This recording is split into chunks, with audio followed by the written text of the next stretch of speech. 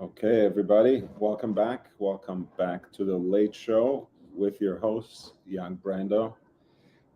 I'm mostly here to talk watches, but I'm sure there is going to be some kind of fallout from the major feat that JJ and other friends from JJ's Watch Hangout have just accomplished. So if you have any questions, if you want to talk about that, but more importantly, if you would like to fill me in to begin with, feel free to address the TPG controversy as well, because I wasn't really able to listen to the whole interview. I only caught it right at the tail end, maybe the last half hour or so, which was kind of a chill, relaxed conversation more than the more extensive and detailed part of the interview. So um, I'd love to be updated, but in either case, here's a link to JJ's Watch Hangout, and it's the most recent live stream. All right, Ali is going to be here.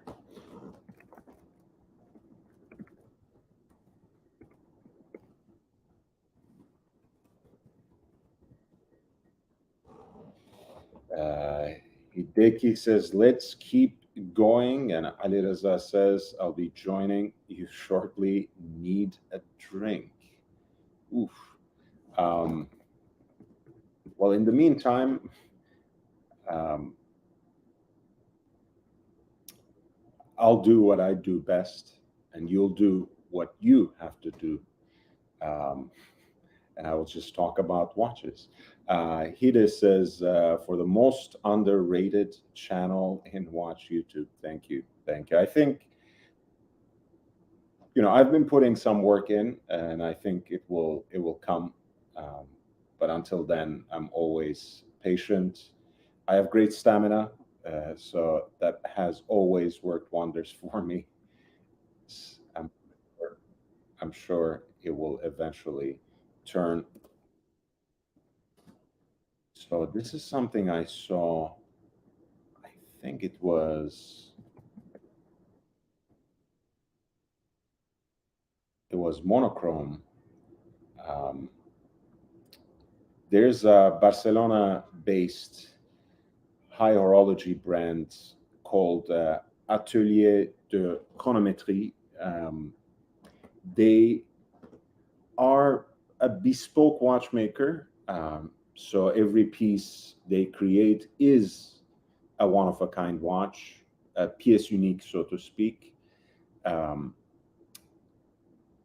they have more recently introduced their own in-house movement for a time-only watch, but for the most part, they work on a lot of the classic movements, assembling them, regulating them, and of course finishing them up to the highest of standards. This is a split second chronograph that they recently did for a client, apparently, that Monochrome chose to highlight. We are talking about a six-figure watch, just to put that out there at the very beginning. I think to the tune of 150,000. Hi, Mamba. How are you doing, man? Nice to see you. It's been a while. And this is a watch that is very heavily um, injected with a 1940s flavor. Um, that sort of design approach, that kind of aesthetic philosophy certainly guides most of ADC or Atelier de Chronométrie's creations. You have a beautiful, classically proportioned case around 39 millimeters, if I'm not mistaken, with voluptuously shaped teardrop lugs, thus called because they bring tears to your eyes. So beautiful. The piece is executed in white gold with pink gold accents. I don't think that the dial is necessarily fashioned out of a gold blank, but it is galvanized to mimic those shades.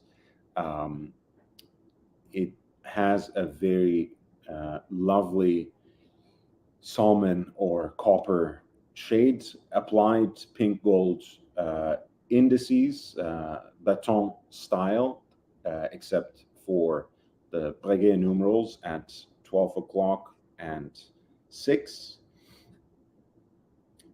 The hands, except for the additional chronograph hand, and the minute counter is fashioned out of pink gold as well.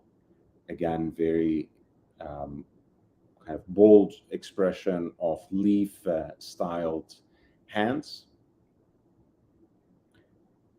A 30-minute totalizer at 3 o'clock and a continuous seconds counter at 9. Interesting choice for the tachymeter, because the units of measurement are knots rather than miles or kilometers, which supposedly reflects the aviation inspiration, or rather the aviation focus of the person who commissioned this watch. Number 52 has a meaning that must be special to that person, but is apparently not specified. And as you can see, the pushers, the chronograph pushers, as well as the crown, not to mention the split seconds pusher mounted on the crown, is fashioned out of pink gold, which gives the piece a very muted two-tone accent. This is a recent time-only watch by them, which has a salmon tinted dial. An earlier split seconds chronograph that they made out of white gold, again with a similar case, with a pulsometer graduated for 15 pulsations, kind of a doctor's watch approach. As you guys know, one of my favorite complications for one reason or another. And here is the movement, which is the classic Venus 179, which they have interpreted for this particular piece.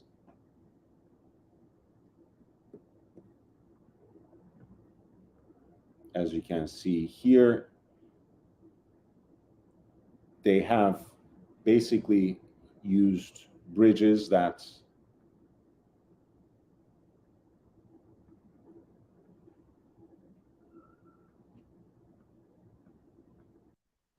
thank you for that,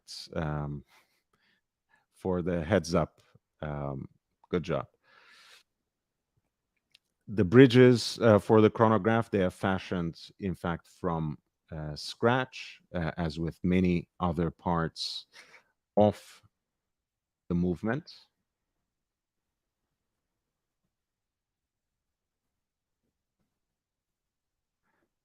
The bridges are in R cap. The watch has a free sprung balance and a balance wheel made out of beryllium copper with pink gold weights. There are about 6 of them to fine-tune the regulation of the watch. And you can see the rattrapante wheel, the wheel for the split seconds at the very center of the movement, which has custom designed and finished spokes. Hey man, how are you doing? I'm What did you I think get you. for a drink? Let's start with that. Unfortunately, it's a Pepsi Zero Sugar. So I Mm. had done well like 6 months with no soda at all. Then Jax, who I think's hilarious, said I should try this local soda up by him, which I did. It's called Oh my. Ski or something like that, right? And then since then, even though I've done like Coke Zero and Pepsi Zero, but I Uh-huh. can't shake soda again. I gotta shake soda again and get back on like water and whatnot. Um, Do but you I know got this guy? No fizzy drinks. Do you know that no, social media phenomenon? no, No, I don't no remember fizzy his drinks. actual name, but there's a guy um, who literally has this tagline: "No fizzy drinks for me today." He's on his like health journey, and I think he's now like in his fourth year or something, and counting. And it it works wonders. I love fizzy drinks, but I only drink sparkling water. No, see, sparkling water I'll drink. It was the Yeah, sweeteners were actually do like cause me discomfort. And of when I got course. off sweeteners and stuff like that, anyway, I don't want to get into the whole that tangent, but obviously you know that we had I a don't mind, but they just declared aspartame as a possible carcinogen as well. So just to mhm. have a general awareness, I don't want to be the health freak, but there's that. So tell me a little more because I only caught like half an hour. Who was Wesley? What exactly went on? I like So the style and tone you guys captured for the half hour that I could watch. So I appreciate that. so obviously Anthony Fair, as at the point everybody knows, came clean and that he owes allegedly $5 million, of which tonight's show Wesley pointed towards a little over $3 million. So 5 million may be absolutely the right number, but he came clean and admitted that he was an alcoholic, a sex addict, and he gambled, and he was still using drugs. In Anthony's words, he hit rock bottom, whether people believe it or not. Well, Wesley Stokes um, was a customer of Anthony's initially, the gentleman Wesley, and then himself, through his dealings with Anthony, became introduced to a couple dealer chats, from which he then expanded other dealer chats. And this is a hobby of his. He was not Okay. looking to, he was not looking at a Lambos and sushi lifestyle. As he said on the show, he has a successful business of his own. Um, and he already had an extensive collection before that. He's But he was he's like Red Shovel. I think they're in the same business, right? they're plumbing and yeah, um, That's right. and and he wanted a slightly better return than where his money was sitting. So there definitely was a financial aspect. He did not deny it.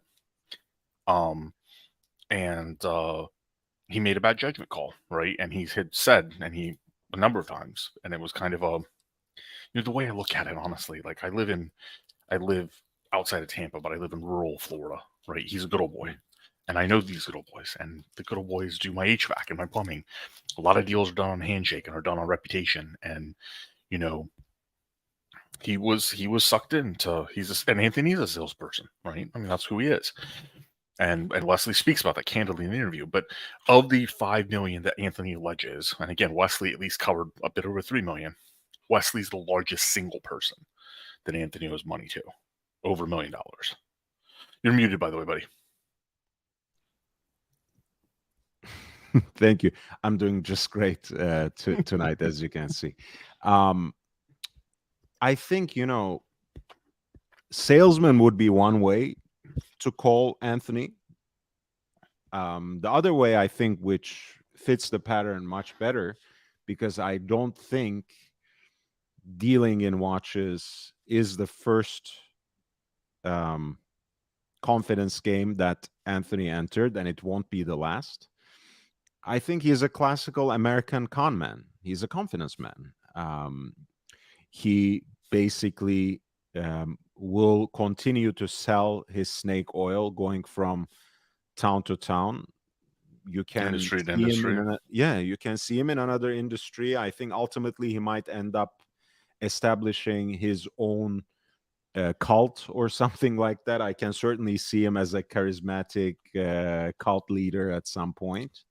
I fall short of this understanding of charisma, but I can see that the guy has a certain appeal to at least the average hardworking American person, which is actually quite scary when you think about it. Ali, since I was talking to you, I delayed this a little bit. Thank you so much for this generous super chat, $100 and US dollars at that. Also a member of the channel. Thank you so much.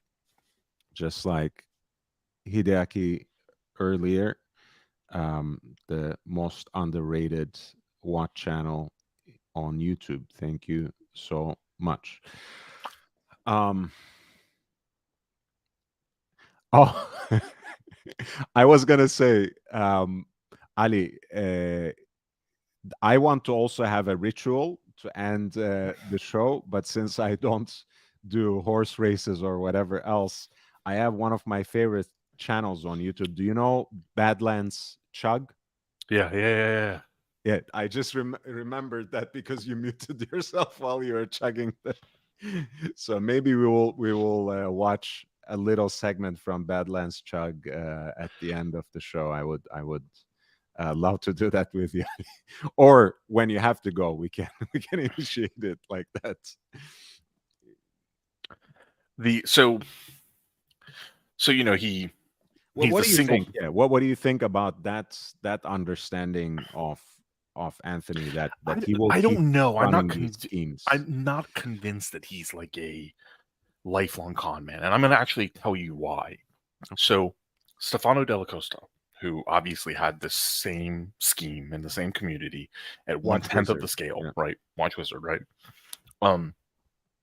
If it's, I don't know for a fact, but if the digging that people did is to be believed, he had been a lifelong con artist with a potentially fake or purchased degree in architecture and potentially fake credentials in production and whatnot.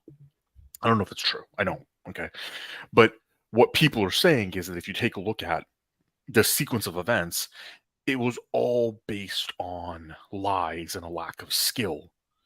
And that's pure con artistry. The thing is that Anthony, if again, by his own admission, he had a problem with alcohol and whatnot, but he was good in real estate and nobody could find out anything that disagreed with that. Nobody actually had anything, and they turned this guy's life inside out, right? Yeah. Nobody actually could find a single person that said Anthony's commercial real estate offerings, like he did anything shady there. He And just, just to, I mean, just to clarify, yes, people looked into him inside out, but he invited that scrutiny, right? I'm not saying that should be necessarily something done to every single person appearing on screen. yeah. Sometimes people do that too, and we have to live with it as being even minor personalities on YouTube. I'm talking about myself mostly. You are an heavyweight contender, as you have put it. But Anthony certainly, not only in terms of his lifestyle, but in terms of the attitude and really the arrogance with which he carried himself, and the death threats, even, or threats to violence that he directed on so many people, including, for example, Watch Nicholas, I think certainly invited that kind of scrutiny. So if people started digging into his past, it wasn't out of some sort of misplaced obsession. Let's and put he it also right. he proxied that into furthering his business model, right, or his grift. So he was happy with that as well. But the thing was, by his own life story and the people who dug into it, there's certain things that are verifiable. He did have a twin brother that died, right? As GB Vol had pointed out, he became an alcoholic and he had his first prison stint. And so to me, if you look at the sequence of events, he looks very much more like an addict than a con artist. And to me, there is a notable difference in that because the first of all, that's also a personal issue for me. If people have been in 12-step programs, AA has a component, a different 12-step program that's meant for family members called Al-Anon, right? And you work through the 12 steps from a different perspective, because quite often, and again, I'm talking about this as somebody who's been through Al-Anon, you are an enabler in the process, and you don't maybe necessarily realize that you're an enabler, right? By trying to take care of a person in any which way or whatever. So I'm sensitive to the fact that I see a lot of things in him that are definitely hardcore addiction issues that I think are easy to conflate with pure con artistry. Well, look, I mean, I guess we will have to agree to disagree. I mean, first of all, I strongly disagree with the idea that a con artist ultimately is an, talentless hack who is trying to, make up for that by some sort of grift. I think one can be both talented and successful at something that that they do, and turn that into a scheme where they make more money in a dishonest fashion, which is what is alleged in this particular way. And by the way, I mean, look, you were talking about this towards the end of the interview, and I think that was one of the revelations for many, I believe. But I do want to clarify that idea that one can be a victim and perpetrator at the same time, and one can be, in fact, within the same scheme, can be a victim and perpetrator at the same time. And with all due respect to Wesley, and I do admire the fact that he participated in that process, and that he was, at least by the end of it, enjoying himself quite a bit. And I hope he comes back in some sort of fashion as well, especially as this process is getting worked out. He's a perfect example of that. He is a victim. I don't know how to quantify it one way or another, but he's a perpetrator and an enabler as well, and not just a bystander. And in the same way, right? Anthony, as a victim of his circumstances from childhood onwards, has all my sympathies, infinite sympathies, right? I knew that there were certain issues with his parents as well, which I won't simply divulge, because I do respect even a potential criminal's, and, as he admits freely, two-time felon's privacy. He has my sympathies for all those problems and disasters that he has faced in his personal life, none of which can be then used, of course, which he always did at every turn, to elicit sympathy, or to, in fact, present himself as the ultimate victim when he was actively victimizing other people in events that had nothing to do with his childhood trauma, or personal past, or his own demons, right? I understand, addictive people who have addictive personalities. I have lived with a lot of them, so I have sympathy for that too. Not all of that can be just an explanation for me, nothing more, nothing less. That won't, And that's fair. Like, I'm not sure I would disagree with that. I just, in my head, and again, it's a very intimate thing for me as well. In my head, I think, and to a certain extent, there's a bias, because I have to kind of rank that. Did the con man come before the addict, or did the con man come after the addict? Because if the con man came before the addict, right, going back to the other example I gave, I feel like that person was just a con man. Then I think there's no redeeming them. And I think redemption's very, like we've said it even on the show, redemption's a powerful story, right? So if the con man came after the addict, there's a possibility, right? As Wesley said. Now, I don't think there's a possibility in this case. I think it's too far gone. But either way, that is Wesley. That's setting the stage for you. I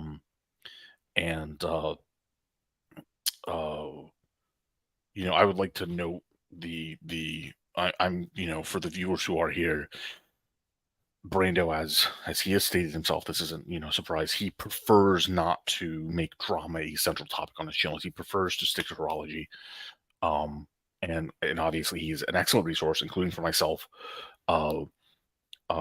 in the topic. So Brando has foregone the opportunity to do things like, directly build subscriber count directly, like as a one-to-one tier. Now, this is obviously we're talking about here, but he is given up the opportunity in some cases to make it a central point of conversation to grow his channel, and I think that's quite admirable.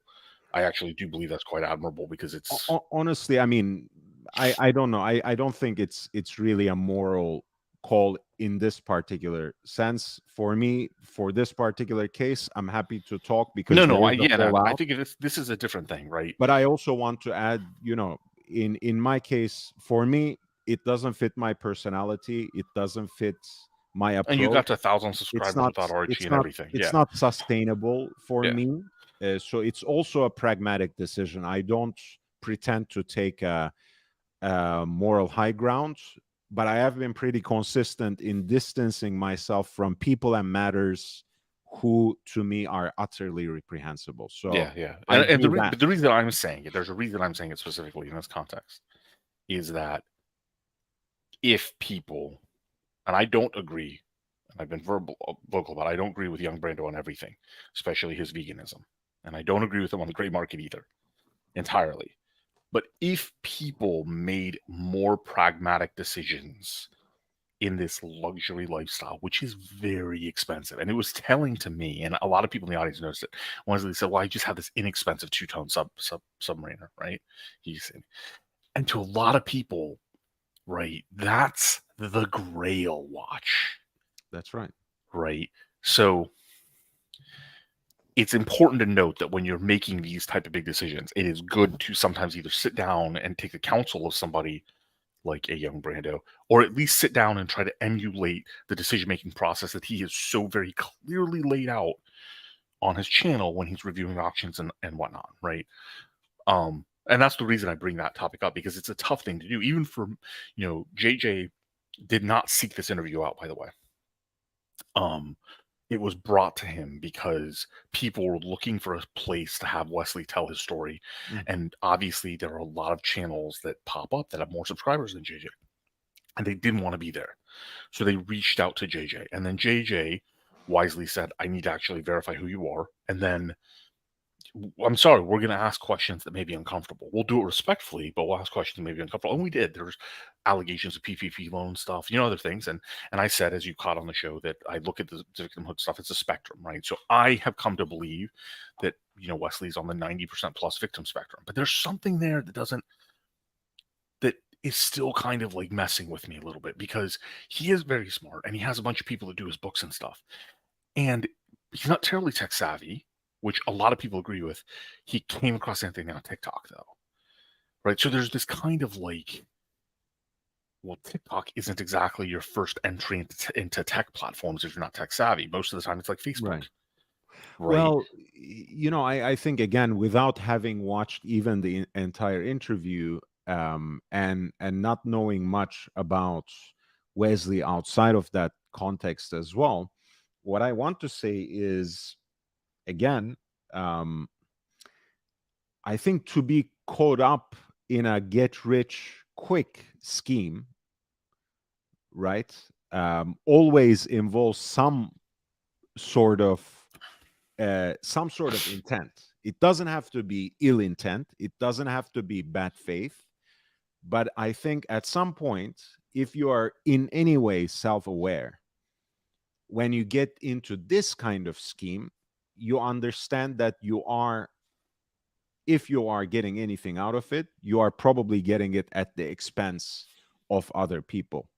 And for him to come to this awareness now, I'm assuming that there were all sorts of signs along the road. You don't just wake up to this kind of recognition one beautiful morning or one rainy morning, whatever it is. So for me, it's probably mostly about that there needs to be something missing within either your material or emotional world, for first of all, to be investing in that sort of, hey, this is a quick way to get rich, why don't I just team up with this guy? I think that in itself testifies to some sort of lack. I'm not making a moral judgment out of it, but certainly there is a lack there. And I'm sure somewhere along the road, he must have realized, he has been around, Anthony. We have been watching his content in one way or another. That's a bad guy. You don't, it can only be so much act when you are that vicious towards your own customers and people you do business with. It's hard to have that guy as a colleague or as a fellow investor, as a fellow in your enterprise, and not to feel that there is something fucked up going on there. I think that so as you said, you caught like maybe half hour. So there's a couple things that I want to lay out there, and I want to be careful in the way I do it as well, because I don't know all the facts. But we did do, as I mentioned on the show, that JJ and I did do some fact finding of our own, and we tried to independently verify some things. I have to say, beyond, even without addressing any particular watch channels or live streams, I think that in and of itself is miles ahead of the YouTube standard. So I really commend you guys for actually doing your independent fact checking, reaching out to people, calling people if necessary, because sometimes people don't do even those minimal things. Yeah. So I appreciate it. So we took some time in a few days to do that, and in speaking to people and then finding various things that were a matter of public record, I can say very comfortably that when Wesley says he was not, I'll say expat, when Wesley says he was not looking at this as a way to get rich quick, he's not lying. When he talks about the $1 million, the 30, 40 watches and stuff, it really is a hobby for him, right? So when he says he was looking for slightly better return than 2%, I think what he's not saying, and this is me, he didn't say this is me. What he's not saying is he wanted a little bit of spice of life involved in it. Okay. That's why I think that goes back to the TikTok thing. He wanted a little bit of spice of life, but this wasn't a get rich quick scheme, because he is not a Lambos and sushi guy. And I said this on air, because if he wanted Lambos and sushi, we independently verified he could have Lambos and sushi. Okay. He's already there. All right. So I think this was part of and there's a good example that somebody gave. I won't disclose their name, but it's somebody that we both know, and maybe at some point I'll tell you privately. But he had traveled from his big city lifestyle to Myrtle Beach, South Carolina, and with him and his friends, and they are very, in a sense, they were kind of a cliche at the time for Jersey Shore or for The Sopranos and stuff like that.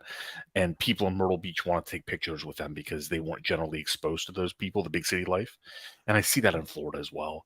So I'm not at all surprised if there was a little bit of that in Wesley's, decision-making process, right?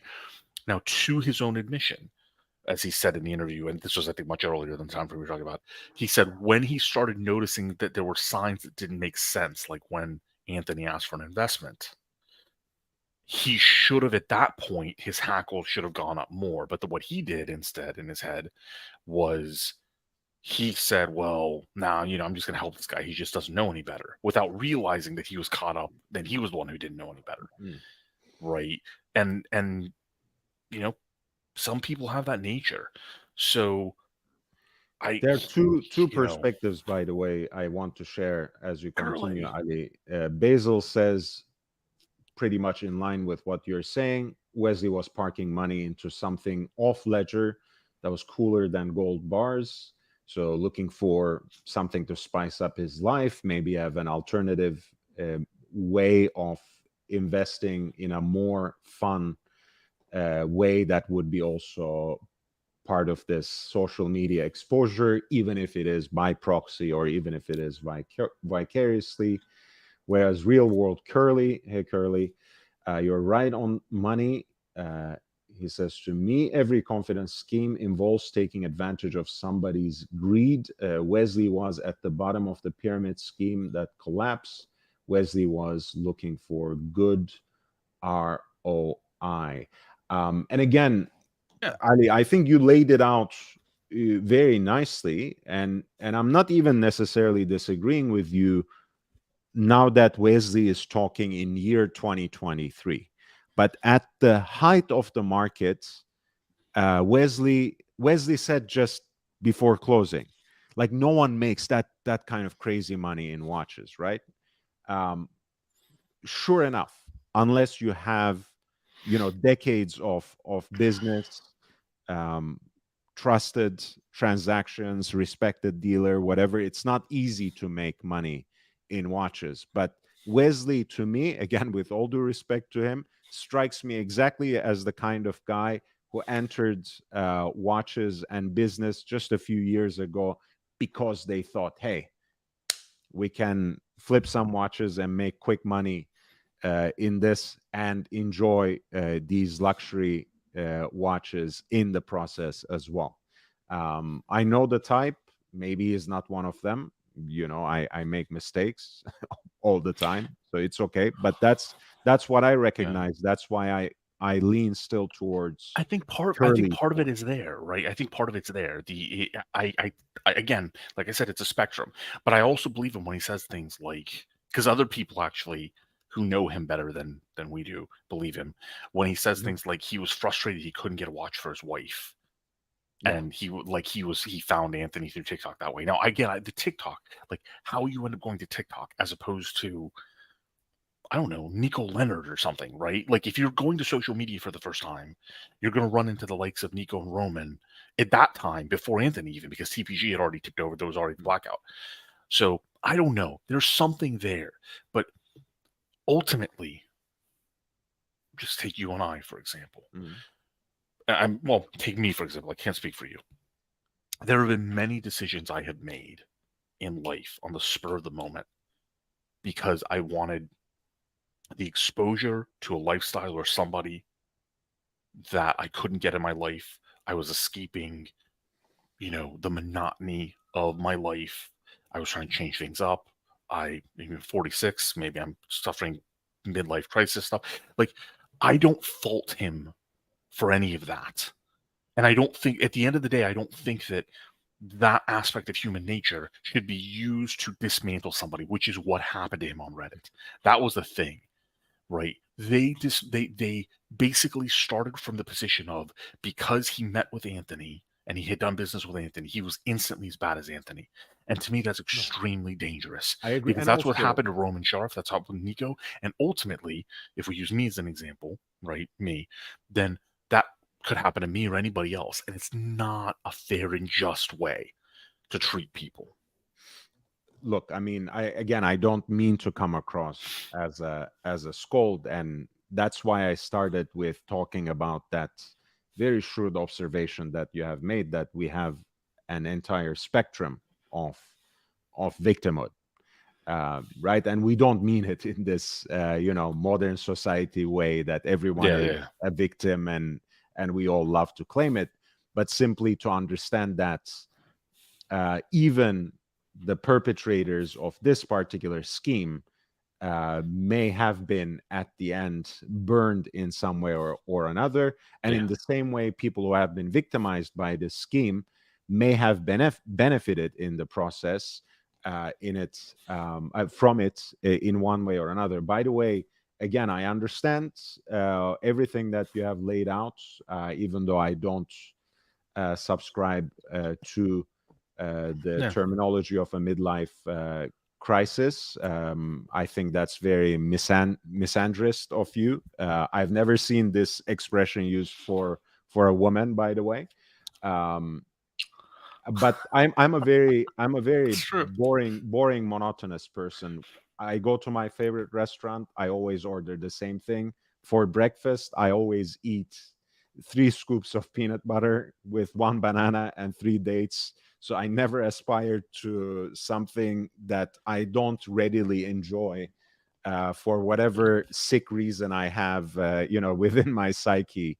But I do understand the appeal of a certain lifestyle, especially in today's social media. And at the end of the day, um, yeah, I very readily said at the beginning, to me, Anthony is the classic story of an American con man. I'm sure he could be a snakes oil salesman, Yeah. in the 18th or 17th century. He can be some sort of cult leader 10 years from now. But anyway, on the other hand, Anthony is also a creature of social media, and and a flexing culture that has been unleashed of all its bounds on social media. So I Yeah. do sympathize with what you just presented. Now, there was something that's very interesting to me about this that I couldn't really. It didn't make sense to bring up in conversation with Wesley. It strikes me as very odd that somehow or another Marco Nicolini has walked away from this, and the Grand Caliberan have walked away from this fairly unscathed, and in some cases, almost looked at heroically, right? And the reason for that is that ultimately, if what Marco said later is to be believed, they had to undo like months or a year of finances to try to cover tax situations. They had to undo a bunch of other things. And it really, from my perspective, Marco Nicolini, who legitimized a significant part of the timepiece gentleman business up front, and he legitimized it to people like me, right? Because there were prior business dealings with him, should not escape criticism, and he has largely escaped criticism. Right now, that doesn't mean again it's his fault. It clearly isn't. But it's odd to me that he's walked away from this almost like people looking at him almost heroically. Basils, to your question. I agree with you. By the way, I think everyone who has had business dealings, and I think we can include in that, since he was a social media driven business as well, should be held to some sort of account. And once again, I do agree with you. That doesn't mean anyone who has dealt or collaborated with Anthony Ferrer is as bad as he is, as culpable as he is. But there are certain people who have literally been business associates with him, as you said, Ali, and who seem to have escaped scrutiny almost altogether. By the way, thank you, Ali, for the 10 gifted memberships, and welcome our 10 new members, very international group. Jean-Claude Beaver, not the famous JCB, but cool enough. You don't know that. I don't know. He would be screaming if he were the That's real true, Jean-Claude Biva. And I read his chats. It seems a very calm-spirited person. So Kino Pravda, Kent Daigle, Christian Frech, Dan Cruz, Zakaria Yahya, Andrew L, Harry F, and Paul Tolsit Hagen. Welcome to the community. You wanted and me to people highlight have Basil? paid the people, something you just said, some people have paid the price. So if you take a look at the initial kind of YouTube explosion, Roman Scharf, Paul Thorpe, Nico Leonard, and Watch Eric were all in one way or another somewhat affiliated with Anthony through YouTube. And Roman Scharf has explained that in his own words very well. Roman more so because obviously they domestic, whereas the rest of them really weren't. But when the blackout happened, Watch Eric made it very clear. He's like, I really want nothing to do with this anymore at all. He stepped away, and the Reddit never mentions Watch Eric, but they continuously mention Roman Scharf and Nico and Paul Thorpe. A lot of people hold them responsible for part of this. Now, personally, since I know a lot more about it, I've said on air, I haven't been shy, that I think Roman Scharf made a mistake by doing things like inviting Anthony to the Gray Market Season 1, finale. But again, Roman Scharf, by his own words, said this YouTube thing was new to all of us. We looked at this as a different thing, and we were containing the B2B exposure. I take him at his word for that. Paul Thorpe has apologized and talked about his own channel. Again, trying to be helpful and good to somebody who they saw as young and up and coming, and clearly were wrong. Then people like Nico Leonard and Watch Eric very specifically took a much stronger stance. Like, there isn't a second strike. The first strike, you're out. You're done. I want nothing to do with you, sort of thing. And So, I do admire that.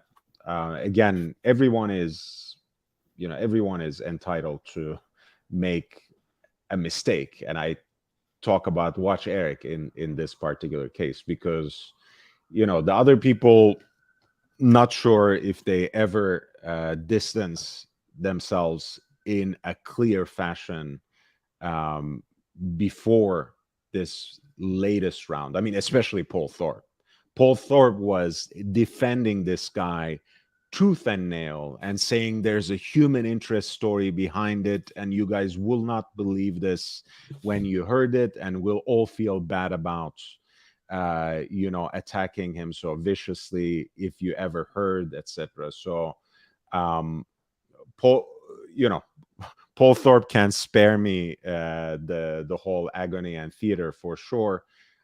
With Roman Sharf, I need to look at it and reevaluate things a little more, perhaps. But I still think that he's much smarter than what he lets out, and I do not believe him when he says we have our social media for more transparency. I think that's taking people for fools. Anyone of these gray market dealers who have social media platforms use it as a smoke and mirrors show to hide business practices that are at least questionable from my perspective. I don't know if I would go. Okay, so I don't know if I would go that far. I will say that Roman and his staff, because they have 3 channels really, and they have the podcast, they have said that, like we do this and we provide some transparency and there's some interest, which again, they don't do just for that, because they've also said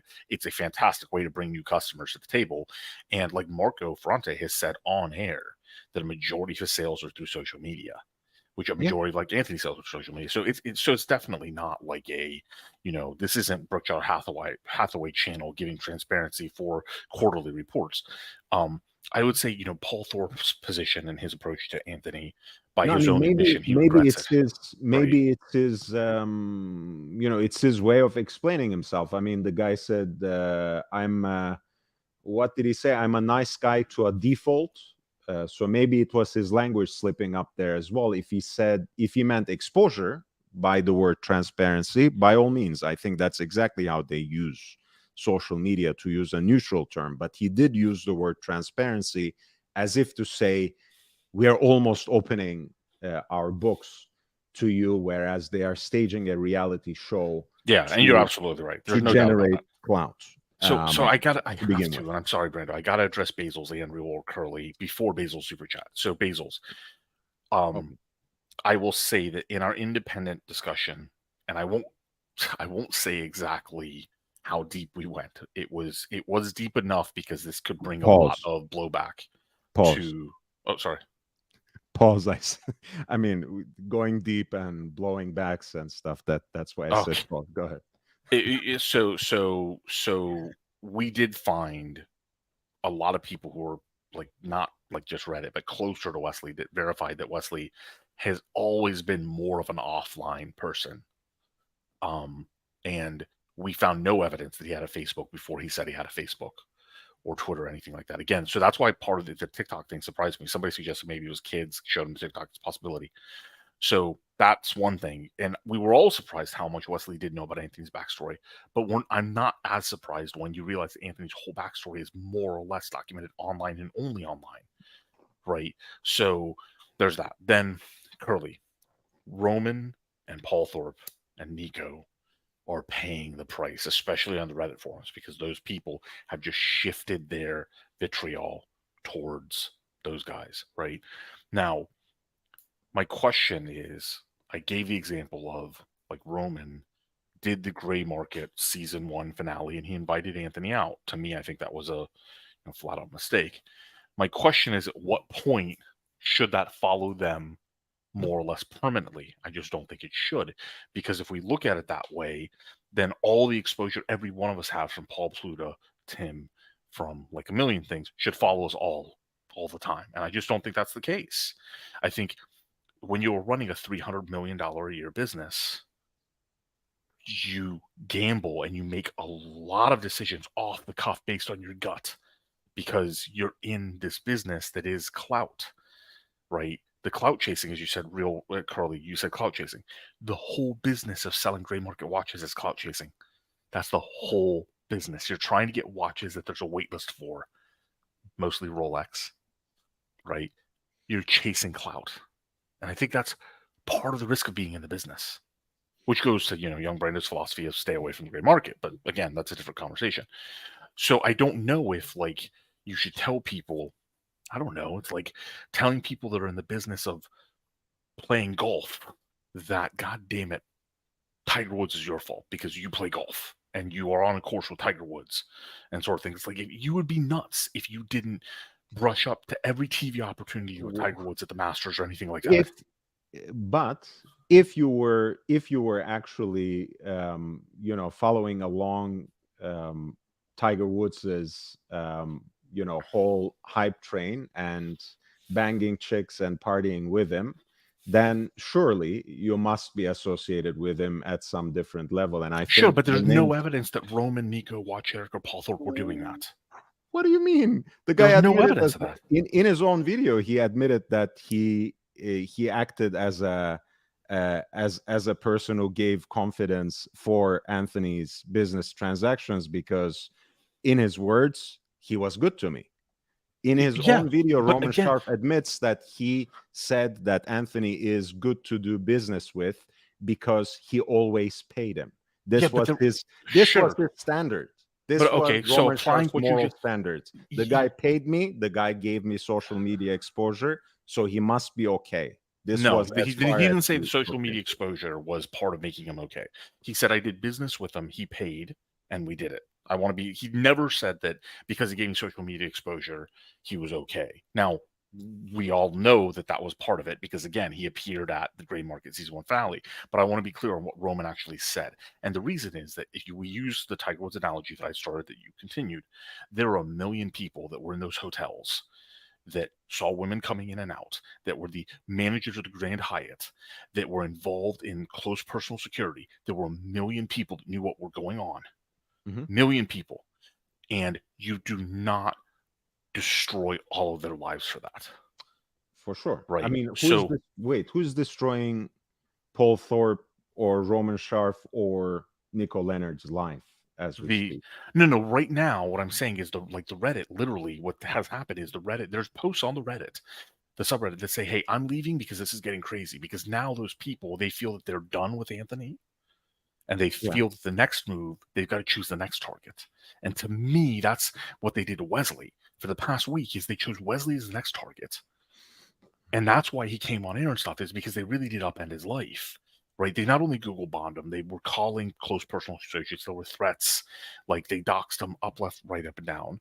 And then a lot of people came out and said, we were probably wrong about Wesley. But then a lot of people still don't believe they're wrong about Wesley, because what they want to do is just tear down a person who can afford Rolexes. So, and they're moving their ire from one to the next. And this is where it gets really questionable. At what point?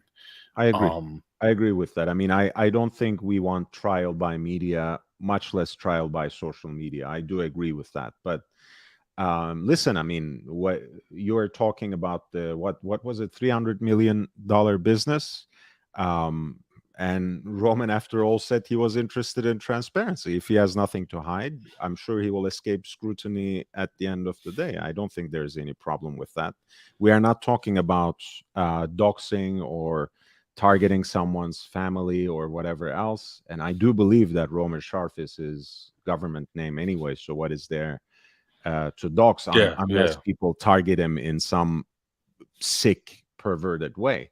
So, if they're doing things right by their people, by their employees, if they're paying their taxes, if they are not involved in similar schemes to what was alleged with Wizard or TPG on different ends of the spectrum, they have not much to worry about. I mean, it's again, they can rebuild their reputation. At the end of the day, Roman continues to say that he has been in the business for 2 decades, and he will, and he keeps also saying that he will be there for the next 2 decades. So he doesn't see any problem, right? He doesn't even think he played any part in this, which I think is a little too much, a little too rich for me to.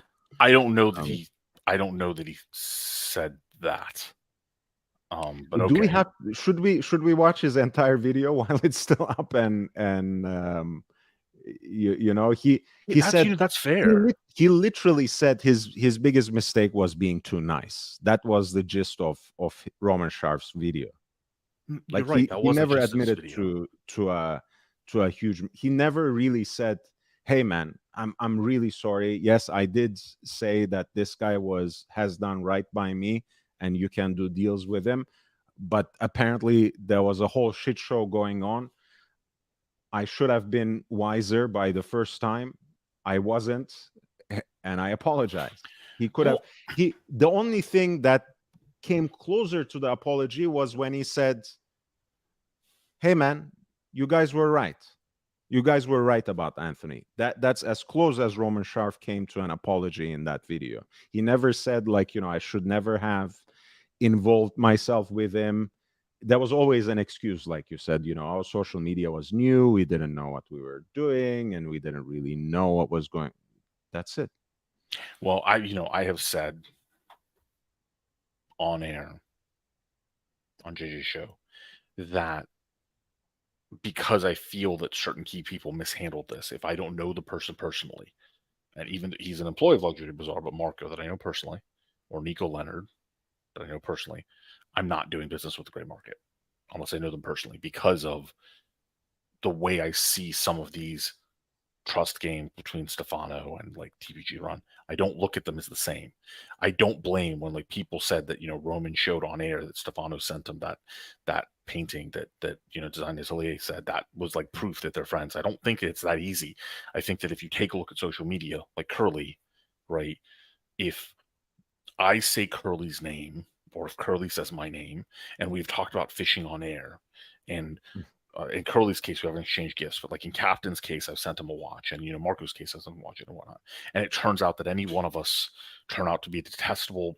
There's a dog on the screen, so like we fight dogs for a living, right? I don't think any of us get to stand up and have to defend that record that way. So from my perspective, where Roman Sharf made mistakes, including, as I just, you know, have said a few times on this show, things like having Anthony at the gray market season 1. I just think that was an unnecessary, you know, mistake. I don't look at it the same way when somebody says, like, if somebody's money is good here in B2B and the whole industry is as sketchy as it is, right? It gets really ugly really quick if there's an expectation for everybody to get up and shout at the top of their lungs who has done what to whom, and I don't like whom. It gets really ugly really quick. And Vadim Moda said this, you know, in their choices of who they ban, when they ban them, and who they don't ban. And in the case of like what Wesley said tonight, when he said, well, we need to remove you from the group, there's just too much, you know, too much controversy. It's just to explain to everyone, sometimes people don't know, yeah. Vadim Moda is the person who directs the Facebook dealer group that's simply called Moda very often. Let me also catch up with some of the chats and super please, chats. Sorry. Curly says, Ali, Roman, and Paul showed up in Anthony's videos last month, as recently as last month, when TPG was blowing up on TikTok and IG again. Yeah. They're paying the price for cloud chasing. And Bezos super chats, who is a member as well. Thank you for $9.99 in US dollars. I think Marco Nicolini, Anthony's former business partner from his Dallas, Texas days, knew Anthony was showing signs of living recklessly. Once Anthony was legally cleared to take his ankle monitor off, he seemed to make a fast lifestyle transition to warp speed. Well, the thing was, that in the case of Marco Nicolini, when like the $2,000 member Facebook group, right, was up, Marco Nicolini helped recruit people into that group, right? And when it started falling apart, he was silent, right? So there's that sort of thing. And then the clout chasing thing, Curly said, again, the whole business of like the gray market exists because people are chasing clout and trying to buy Rolex and stuff that they can't get at the ADs. I mean, that's just the whole nature of it. So to a certain extent, that's just part of doing the business. And again, I mean, if you've seen the gray market, Adrian had a recent video recently where he's calling somebody fraud and stuff on the phone. And that's why I'm in the business with you 8 years. I think if it became a regular thing where everybody who had a slight chip on their shoulder brought it up on air, that there would be no gray market B2B deals very quickly. So it would be completely self-destructive, which again, to young Brando's point, may be one of the reasons the gray market is just too risky and shouldn't exist in the first place.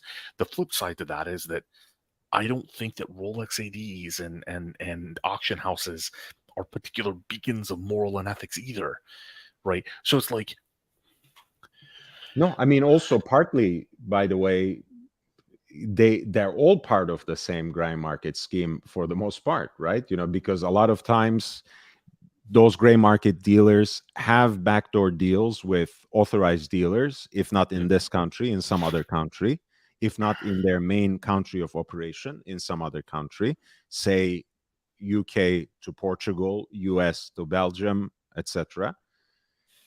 And a lot of these watches that are retained or acquired that way, rather, end up on the auction circuit if they are too valuable to be sold, or to be passed around from dealer to dealer. So I think they're all part of the same game. I think there can be always room for people who sell vintage watches, people who sell secondhand watches. They have existed long before the social media ventures, and they will continue it really to have. exist.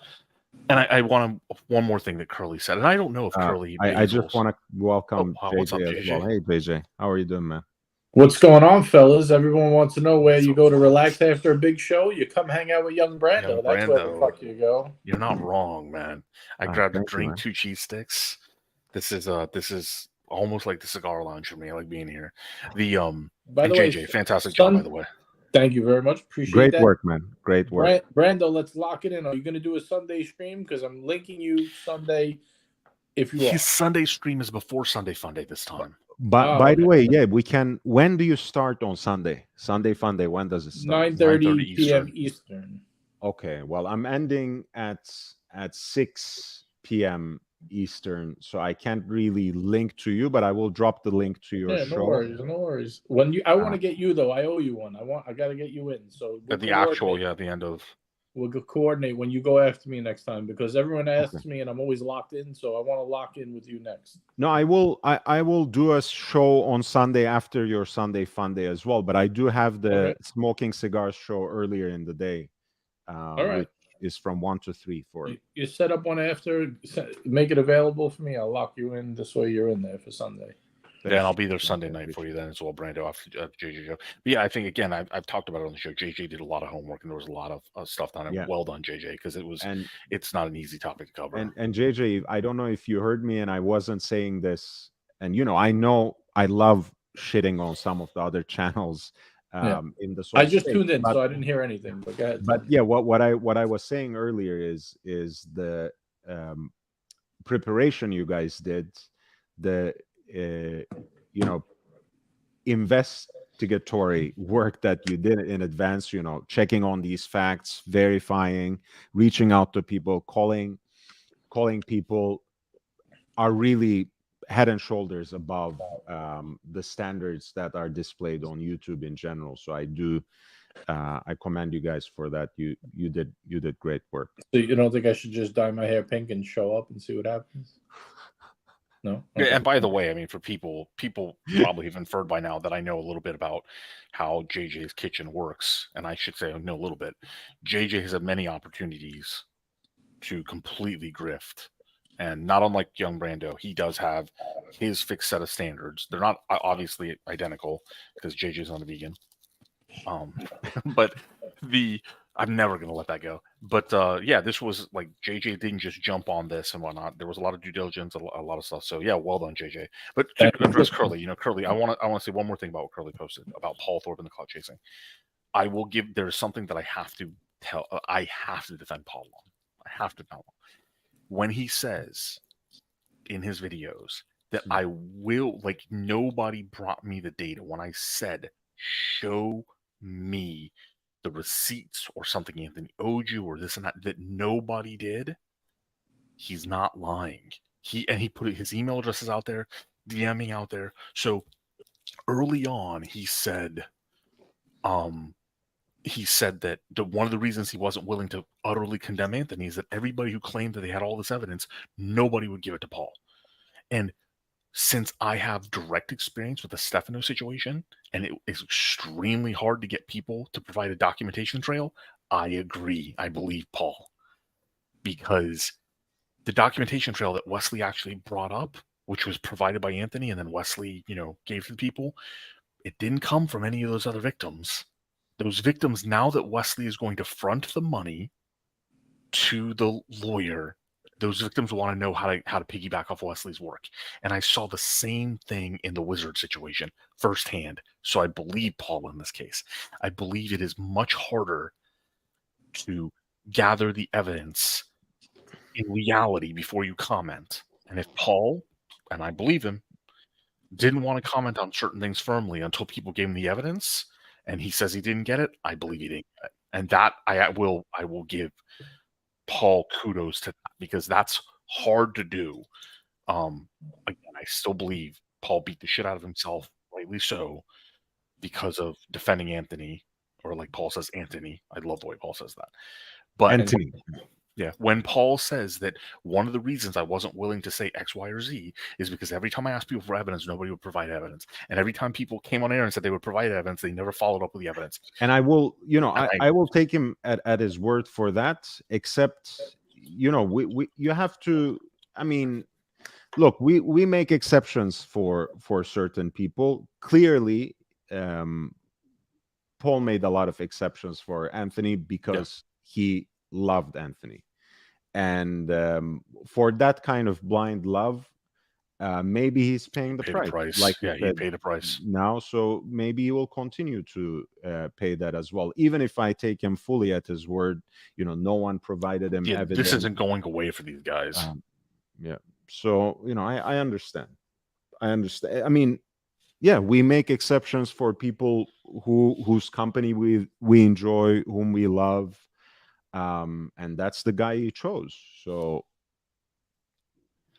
yeah.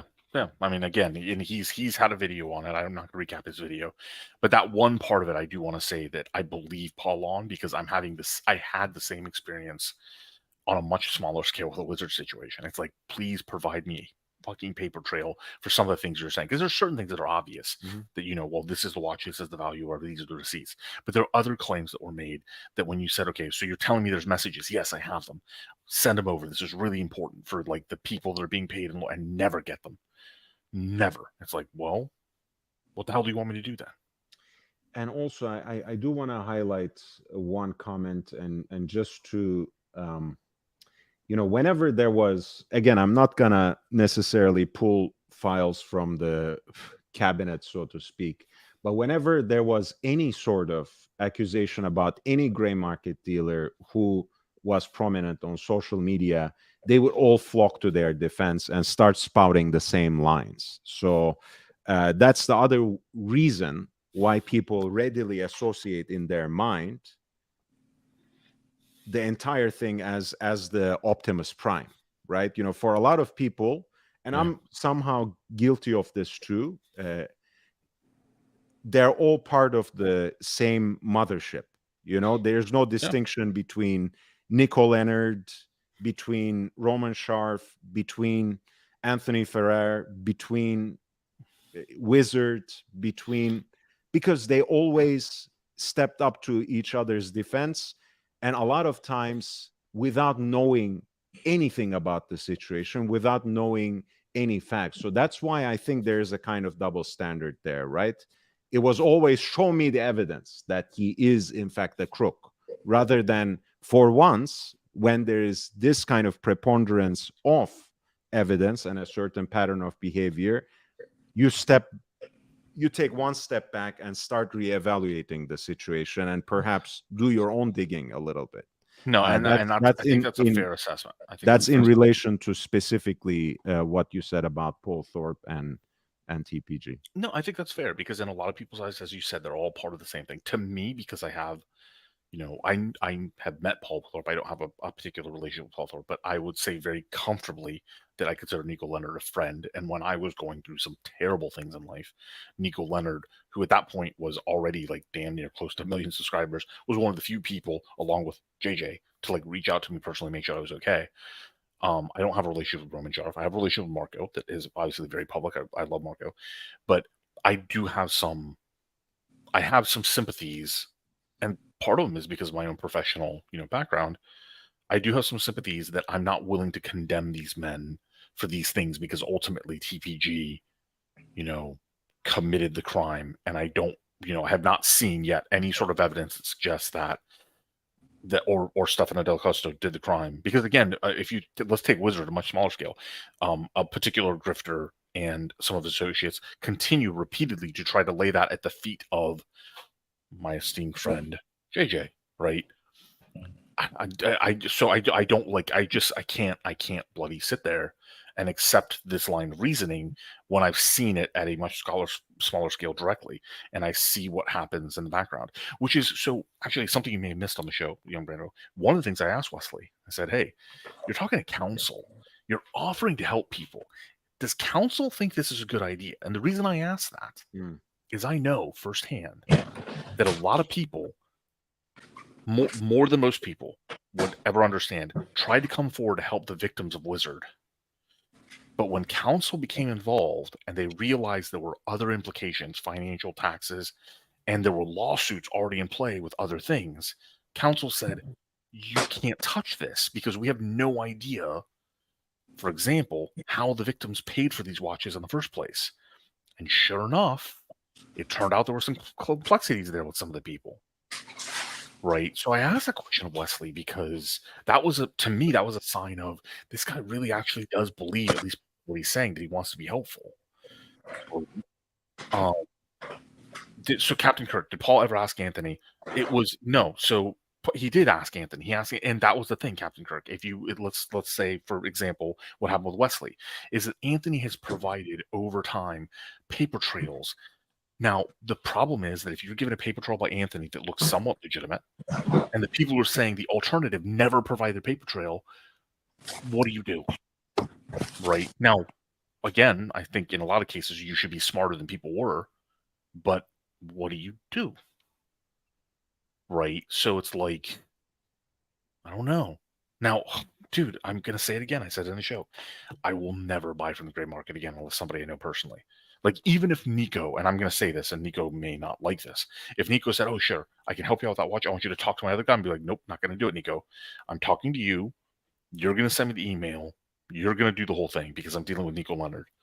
I don't want it to be handed off to, and Marco Ferrante, same thing. I don't care. Marco could tell me I'd hand you to Adrian or Roman. I'm going to say, no.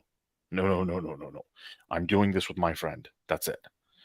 Right? Like, I tell him send me to Roman because he gives me better deals than Marco. But just my opinion. So Frank and Honest says, to be honest, JJ's show tonight bolstered his credibility in this space even more. Well, first of all, I'd like to say thank you. I like your avatar very much. Reminds me of someone I know. But in all seriousness, I do want to touch back on this because Brando did say, congratulations. I kind of made a joke, and he did commend the, the effort that was put in. And I'll be the first to say, which I did want to get to, but we kind of got sidetracked. It's not all thanks to me. I mean, Ali put in a ton of work. A bunch of other people behind the scenes put in some work. There was a lot of effort, a lot of collaboration.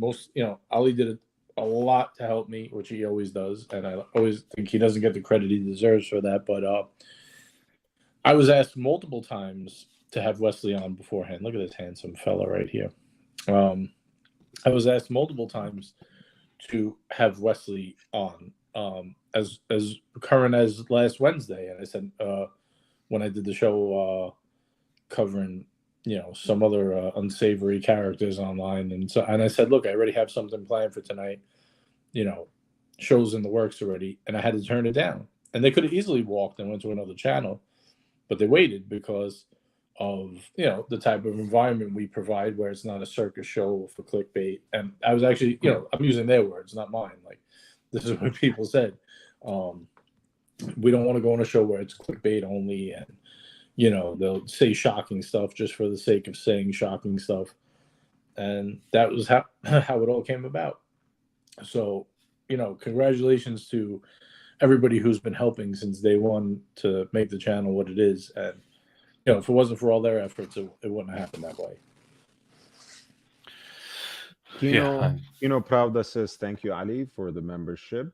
There are a few, comments about earlier parts of the discussion. I don't want to put us in an infinite loop for that necessarily. Kino Pravda says, I appreciate your unbiased take on this situation.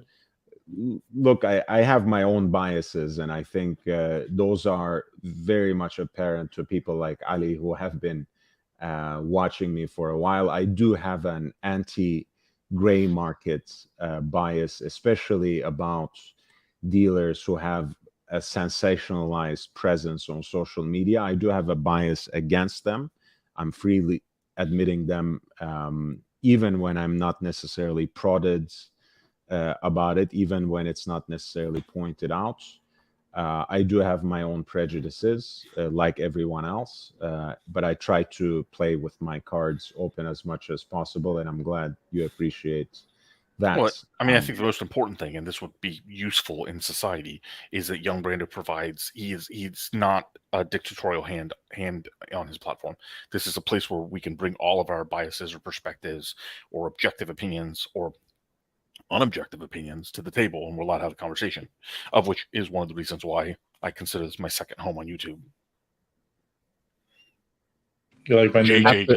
After JJ's hangout, by the way, second home can mean just after your actual physical home. So just to clarify that.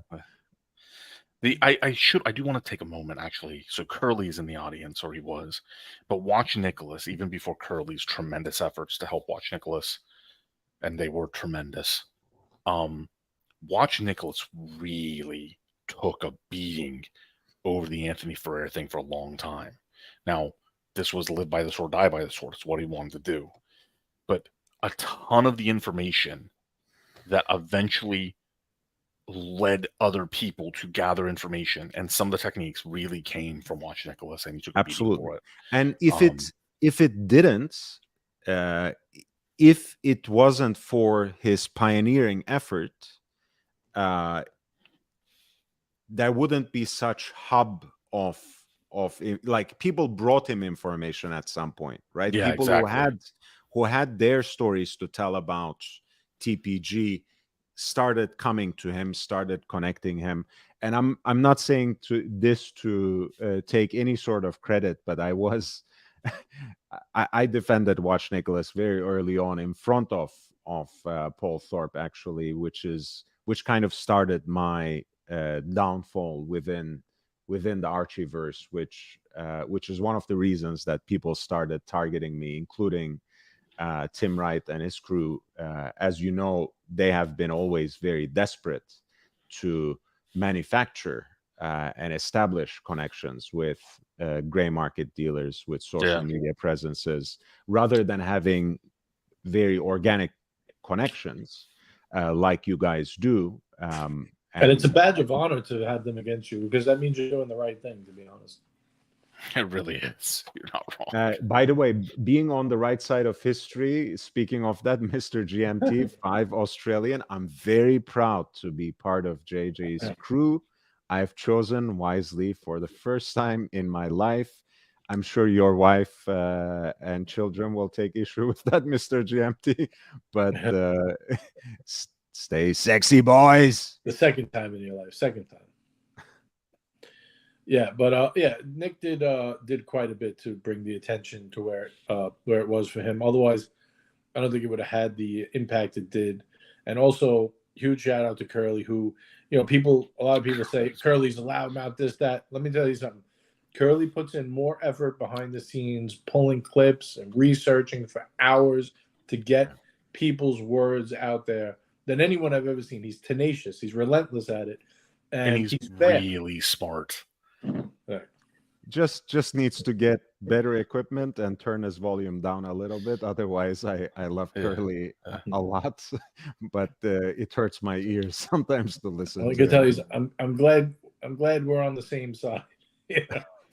So I like young Brando and old Mando. I like this. old man that watches no style. What do you think? No style and young Brando. What is that? It's JJ's screen name. Old Mando watches no style. Oh. That's me. No, I mean they you know, our common friend Meech calls me old a lot as well. So I thought it was just a play on my name to target me, which is completely fine, of course. No, I'm not as vicious and nasty as Meech. Shout out to Mr. Meech. We have a love-hate relationship. We love to hate each other, but at the end of the day, I think the feeling's mutual. We both do like each other. I mean, I hate his guts as well, but I try to be nice to him and welcome him on the platform. So. Yeah, he's lonely on the farm. You got to be nice to him, you know. We got Curly. Curly in with the super chat. Curly, he's saying good night, Curly.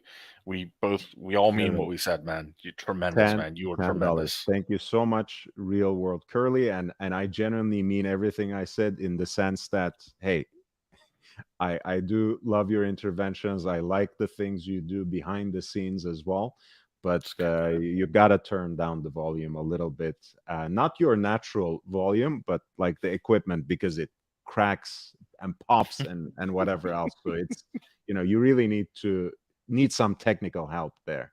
Good night, boys. I completely understand why the gray market guys do what they do, as long as the money is good. You know, that reminds me of that famous scene in Heat, right? I do what I do, and you gotta do what you gotta do. But you know, if you make the move, and if I'm there, brother, you're going down. Yeah. I just want to say also really quick, I don't want to leave one person out. Shout out to the guy Mookie, man. I'm a man, Mookie. Let me tell you, Mookie's like the silent assassin. The reason why Curly's able to pull the clips, and he'll tell you himself, is Mookie software makes it accessible and makes it manageable. He makes some of the funniest fucking videos I've ever seen in my life. Who's Mookie? That's the question. That's the question. Who's Mookie? No, because JJ, in his gingerly way, answers Archie there. He's the guy who helps watch with his show. Beyond that, Mookie also has his own channel called George's Fanatic. I think pretty self-explanatory. At George's Fanatic, and please subscribe to Mookie. Some of the funniest clips you'll ever see. He also is, quote unquote, an amateur rap producer too. Has been doing some beats for our very own teaser. So I hope there will be something coming out of that collaboration as well. Again, thank you, Curly, and good night. Curly. Good night, man. Have a good night. We had a lot of Brian coming back, like that was fun. There's a lot of stuff going on, but he sent me the bill, $12,000 he wants. You believe that? I told him TPG only charged $500 supposedly. You want $12,000? Who wants $12,000? No, I'm just kidding. Okay. Brian from Beyond Let's Talk Live podcast. Oh yeah, Let's Talk Live. I almost said Beyond Time because that's his old name. It's still. So can I give a little gloating brag? I don't mean to brag, but can I give a small one? We have almost 6,000 views in an hour. That's kind of nuts, man. Yeah. Amazing. I know at some point there was 1.6 concurrent, like 1.6 roundabout, or more than 1.5 for sure. There was almost 16. There was almost 1,600 concurrent at one point. Yeah. I caught up to 14, then I stopped looking. I was getting too distracted. I wanted to stay on task, you know. Yeah, it was insane. It was also like behind the scenes. It was also very funny. Before the show, like Wesley was saying goodnight to his daughter and his wife and stuff, and like he was figuring out lights, and he had never connected to StreamYard before, and like this guy was so kind right off the bat, and he's like, I'm getting my ass kicked, and if I get my ass kicked here, like, so be it, kick my ass.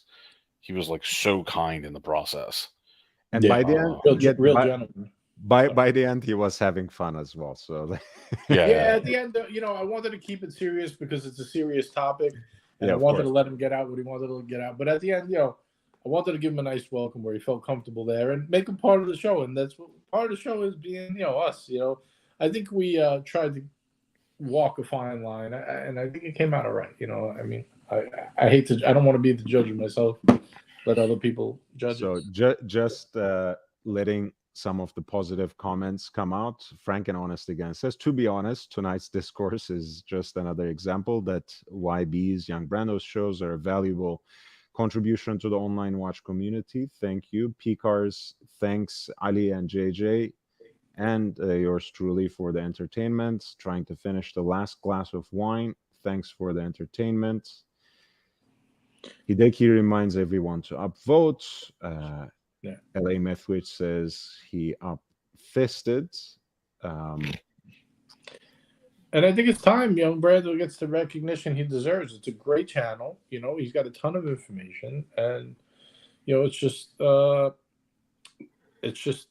matter of timing. And I feel like, you just need to push in the right direction. And, I mean, what am I saying? It's not like it's actually really weird to me because I was thinking about it. I was talking to somebody about it. For those who are new YouTube subscribers, especially the ones who got memberships earlier today. If you're not familiar, Young Brando has always had a Patreon, and he's releasing videos from his Patreon series onto his YouTube series. So there's an archive, and the archive is interesting from the perspective of the videos are very topical, so unlike a live stream that may cover a bunch of things, that you're going to see a video on Cartier, you're going to see a video on Vacheron or on Kronos or something like that. It's a great place for education. And I love it for that, for just education, because there's just a ton of stuff I still don't know about the market, and it's fantastic for that. That's a great place to unwind. So definitely consider, renewing your subscriptions, because that library continues to grow.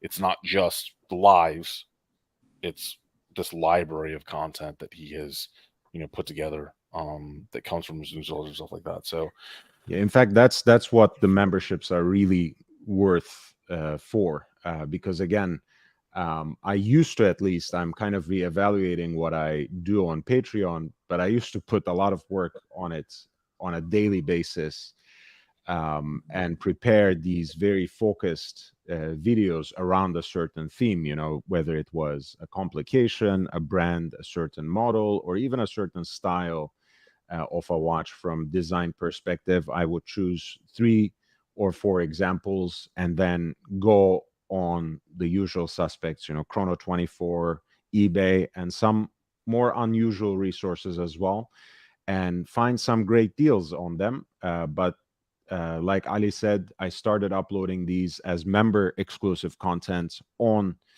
YouTube, and they are still relevant, even though I would love an editor who would make them a little more engaging, just by an intro and outro sequence even.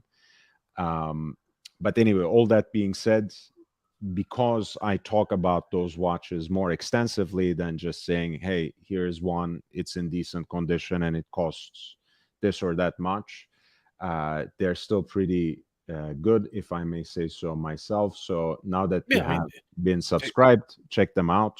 Yeah, they really are. Definitely check them out, because and I don't know if this one's made it to YouTube yet, but I remember very specifically the Tonda video, right? You can't search YouTube. You're not going to find a video that's a Tonda deep dive anytime soon. Brando has done one. He did a brand deep dive on Breitling. He did when the Star Wheel picked up, traction from AP. He did kind of retrospective on the AP Star Wheel, the historical one, right? Not just the current one. So he did these videos. I don't know if JJ even knows this. He would do private StreamYard videos. That was part of his Patreon. So I'd get the newsletter every day. There'd be a private StreamYard video. There was kind of a deep dive on the topic, and then 3 or 4 links, usually Chrono 24, but he also had stuff to Grailed and the Real. I think the Real and stuff like that.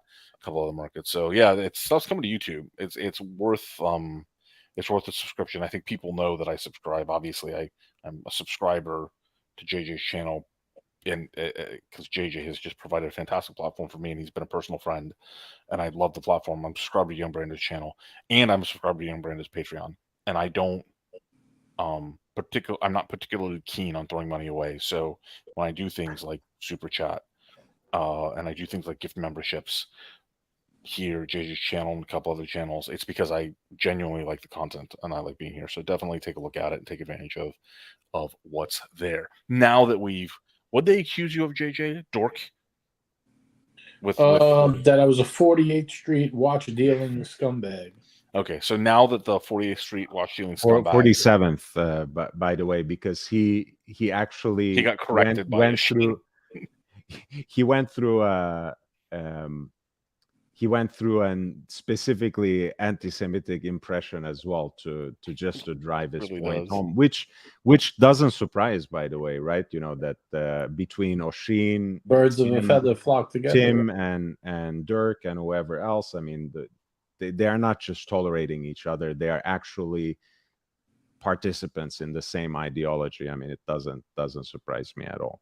But yeah, I actually watched that show. I said this to Ali in a throwaway manner, but there's a very specific reason while I'm absent on Wednesday evenings, and I'm usually not here. But while I made myself home and made it to my bed, I actually watched that episode you guys said, and I found it really funny that he thinks like you guys are unprofessional, and that placeful camera. The implication, I guess, is that he has a professional setup. How I did take issue with the fact that you represented him as a serial killer. I'm the one who has serial killer vibes, so I took that personally. The Hannibal Lecter stuff was fantastic. Sitting in the dark room with just the lighting on his guitar, his only true friend, his guitar. It was just really, I don't know. I felt like there was definitely someone trapped in the basement. That's all I could say. And the best part, my favorite part, was when Oshin goes, "It must be so excruciating to have 1,000 subs." And then if you go look at Dork's iBasher channel, he has 1,500 subs. The funny thing is, by the way, I think if I were live at the same time as you guys, I mean, if I were part of your panel, what I would tell you is that is actually a cipher about how many of Oshin's subs are bought, because for him to have, as he says, nearly 90,000 subs, right? That's his tagline. I think he has more now. But for him to plug that iBashers channel, do a regular show on it, and still be lagging with less subscribers than my lowly channel for iBashers, I hadn't even realized that. That shows you how much of his following is actually real, and that should amount to about 2,000 at most. But that's why I pulled up that's why I pulled it up, because like you said, you didn't realize that, right? So he gets all high and mighty, which is typical Oshin style. Sits in his rented apartment that he probably hasn't paid rent in 6 months, acting like he's all important with his Barolo, swirling it around, telling you what life is really about, how to make it in life. Like with that smug jerk off attitude that he has. I just can't stand his face. And meanwhile, it's all bullshit. Everybody knows he has 600 people in his chat. Like half of them are bots. I mean, like, and I don't just say that to say it. Like, if he wants to call it out, I will get the proof, because people have looked into it. They see where the people are tuned in from. Like, it is what it is. There's a reason his chat moves so slow and he gets $20 in super chats. It's all make believe. It's bizarre to me, but I do want to say something quickly. El Profesor is taking, I know people love gossiping behind the scenes and discussing. He's taking some personal time off from social media. Don't take it the wrong way either. It's not because he was exposed to something on social media and he's trying to avoid that. He just has something that he needs to deal with, and I'm hoping eventually he will come back when he feels better, when he achieves some sort of I don't want to give anything away. When he feels better, he will come back, and I'm sure he will come back here more than spiritual or physical, recovery. Wish him well, El Profesor, if you're out there. So, but certainly don't fault anybody for taking time. I think GB will the Ken wear Barbie is all I know is that he wears 2 or 3 different Hoyer watches. I don't remember the specifics on the watches.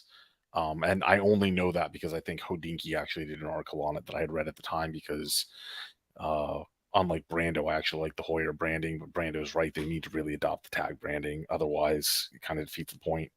But that's all I really know there, GB. Sorry, I don't really remember the references. I'm going to call it a night here fairly soon. I'm just exhausted, but I will be back on Sunday night with Brando. I forget which one it was. I'll remember by then. I did email one of the case makers that you had suggested, right? And yes. And I appreciate that recommendation. I will continue until we get, the March for Brando's subscriber count. I will continue to give away memberships. So tell your friends if they want to learn about horology and they're dead ass broke or just really cheap, they have a chance to win a membership here if they're a subscriber and have a library at their hand for at least a month. And then JJ, since I didn't thank you on air, thank you very much for making the Wesley thing happen and giving me my primary home on YouTube and being my dear friend. And young Brando, you could have been a contender. Thank you very much for all your help tonight. I appreciate not just tonight, but all the time, but especially tonight. And I do appreciate it. I just want to say also real quick, thank you to everybody in the chat who was hanging out with us that's here now and, who supported the channel. It does not go unnoticed. I do appreciate it. Let's see how does this work? Okay, I'm trying to go over to the YouTube channel here real quick. We have, most of the people are members right now. And I think the other people that didn't accept memberships or they can't. Did you know that, by the way, Brando or JJ? Like, there are whole countries that can't accept memberships. Right. Oh, yeah? They can become members, but they can't accept memberships. It's like a bribe. Interesting. Like their law, it's their law. It's like a weird, like, so some people don't even have the option of accepting memberships. We got to get Big Meech on here, Brando, because I'm starting to fade myself. I just wanted to come on and say hello. You guys sucked me into the vortex. No, it's okay. I mean, because GB Vol was saying, responding to what I said, not gossiping. I enjoy his economic talks. I mean, Meech would be the kind of person, for example, who would go on, behind the scenes or commenting on other channels that El Profesor is absent for this reason or another. And, there are creatures like that who enjoy making kind of a whole random innuendo and nonsense. Yeah, so that's why I don't dwell on it much. But because you asked GB Vol and because I wanted to clarify it again, I love him to death. He's a good friend, and I know he considers me a great friend as well. So I hope he comes back, but if he doesn't, he will still be my friend. And we will go from there. But I do want him back. I enjoy his everyday banter as well, but certainly whenever he talks about the market or the economy at large, I always learn a lot. So no comment. All right, fellas. I think I prefer my economics and geopolitical conversation to be one-on-one with Brando. I don't think I want a third person in there. So, all right, I'm calling it a night. And Brando, I will be back and join you on Sunday night as well. And it sounds like JJ will send the link over. I hope watch news. Hopefully, we won't have to talk about Norquain watches that look like they have scar tissue.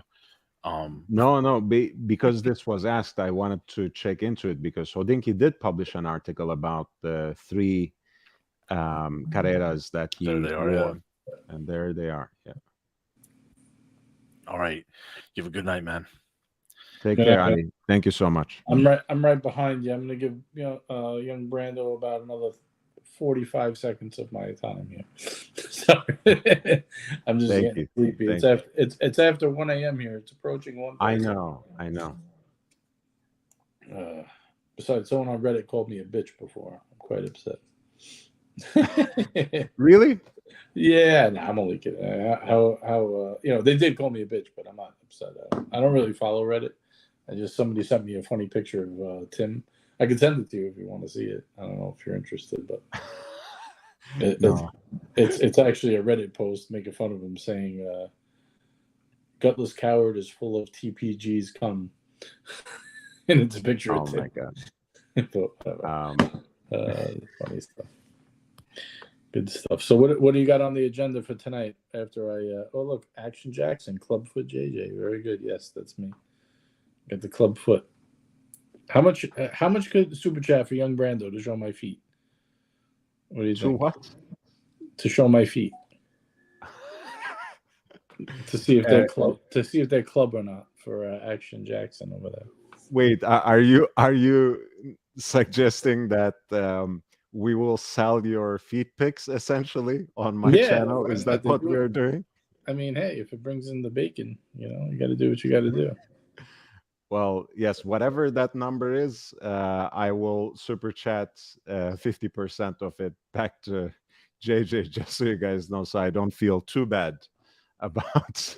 I want to give Action Jackson a nice foot shot so he can whack off to it later. That's fucking disgusting. Hey, he asked for it. I'm just saying. Just saying. He's the one who's dreaming about my feet in the chat. We're trying to talk. Herrera's here, and he's dreaming about my feet. TikTokology. I was saying TikTokology. I saw you on Feed Finder, JJ. Premium content. See, TikTokology knows what's up. I don't even know what that is. Frank and honest. To be honest, JJ should save his feet pics for an OnlyFans. Call myself Clubfoot Fucker. And Mookie says appalling with 2 feet emojis. And Basil's Bezel says, "Here's your chance, Action." He says, "No, please." Man, look, I just tried to raise some money to get Young Brando, some cash here. Nobody wants to see my feet. Fine. Yeah, I'm disappointed as well, because I could have closed my eyes and just pocketed the money. That's it. But it wasn't meant to be. It was not meant to be. So, by the way, I think it was GB Vol who asked, right? So these are the 3 carreras that he wore at the same time, all in precious metal, all slightly different from each other, but all vintage. This was what's his name? What's that guy's name? The actor? Gosling, Ryan Gosling. Ryan Gosling. Yes. Well, he's the spokesperson, right? For that's right.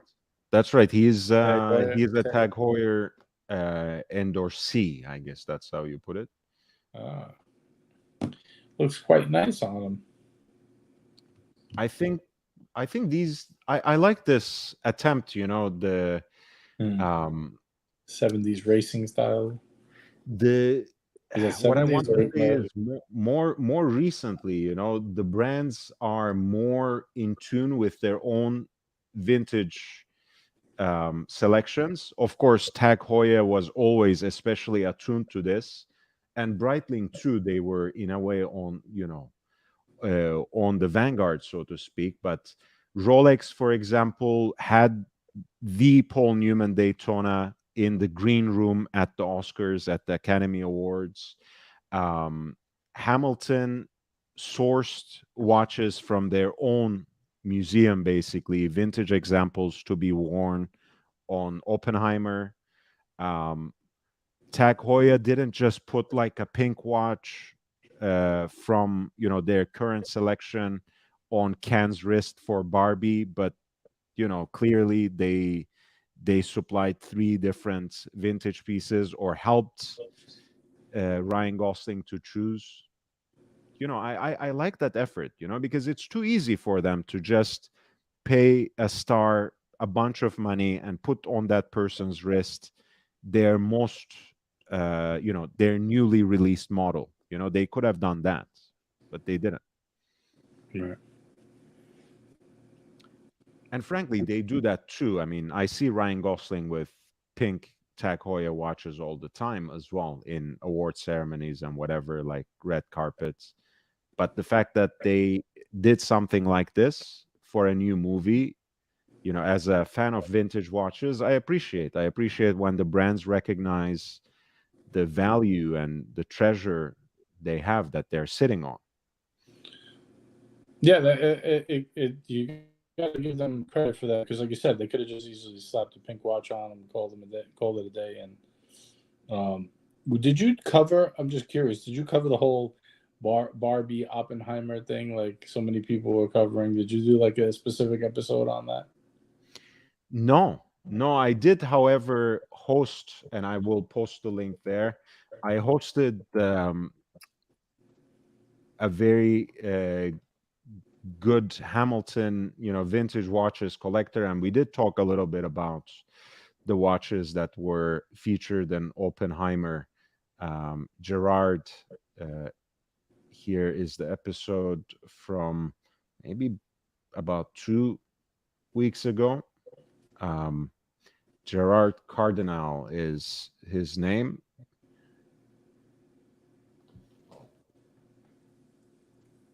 Here's a link to the conversation with Gerard on vintage Hamilton. And we did talk about Oppenheimer watches as well. No, but yeah, please. Did you do an episode on it, JJ? No, you know, I felt like it was overdone. Like too many people did it. I had a feeling you didn't. A sneaking suspicion that you didn't do it. But I just figured I would ask, because I felt like it was very clickbaity, and it was an easy way to get views. We did discuss like what watches were in some of the movies, but not an exact, Barbie versus Oppenheimer like most people did. But there were like, because there is some validity to the, like, there were some good watches there, but not a specific episode. For sure. I mean, these 3 carreras I actually didn't cover, and I should have, honestly. But then again, I didn't just want to pull up the Rodinki piece and talk over it. But with the Hamilton, they actually have in their press lounge, so to speak, on the website, a whole spread on the watches they sourced for the movie.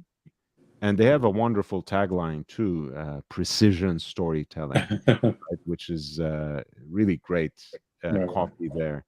But they basically show here every single watch that was kind of worn on the movie. These are the 2 watches that Matt Damon's character wore, the military ordnance. And that's a large watch, right? The military ordnance? Or am I mistaken about that? Not necessarily, I don't think. Let me see. I could have sworn I was looking up that watch at one point because I liked it. I liked the aesthetic. I thought it was a interesting, militaristic looking military watch. But I thought it was large. I could be mistaken. I think it's really around 34 millimeters. Oh, maybe it was too small. Maybe that was it. Yeah, I knew the sizing was off for me though. It could have been that it was 34. That makes sense. Yeah, I mean, aesthetically, it's a very pleasing watch, and I think they might have a modern reissue, and I think they do have a modern reissue that's about maybe 38, 39 millimeters.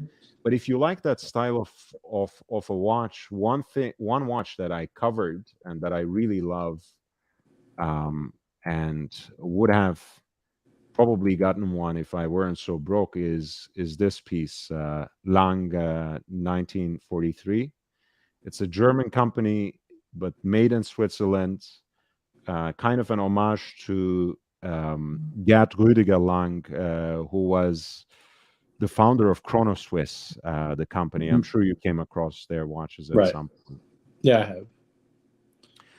But I like the way that this piece kind of takes the concept of that, mil-spec watch, field watch, especially that Dirty Dozen aesthetic, and brings it to the contemporary, both in terms of the dimensions and finishing quality, and does that with also a new old stock and handsomely finished vintage caliber as well, which is a Marvin 700.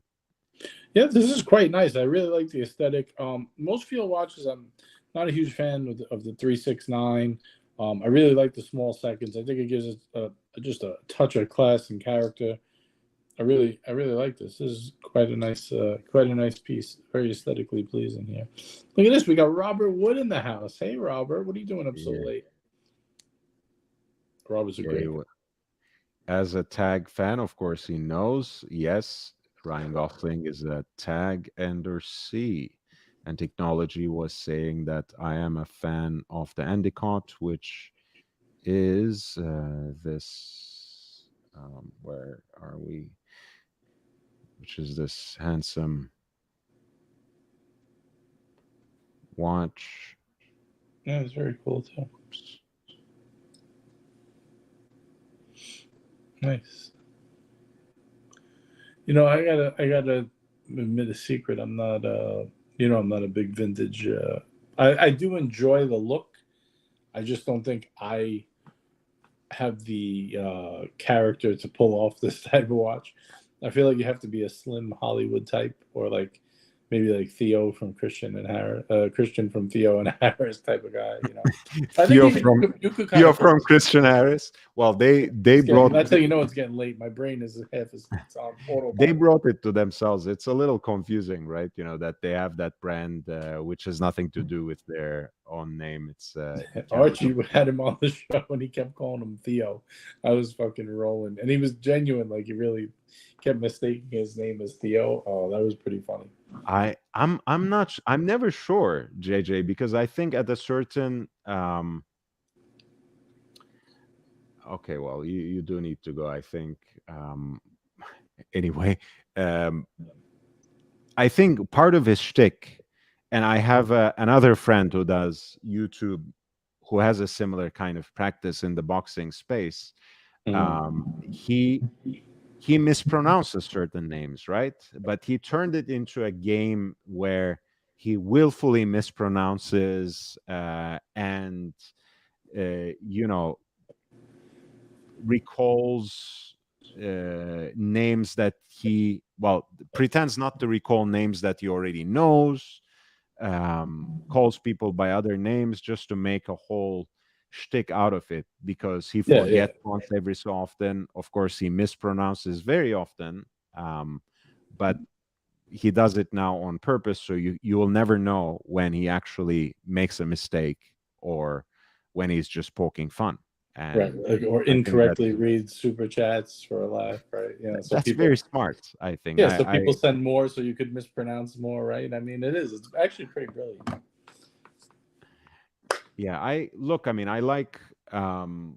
like vintage watches both as an aesthetic, but I think small is too small. Like, I have one watch that actually wears even small on my tiny wrist, which is my Lemania 40s chronograph with the CH27, which is, of course, in turn the base of Omega 321 and Patek's, of course, base for the perpetual calendar chronographs, so on and so forth.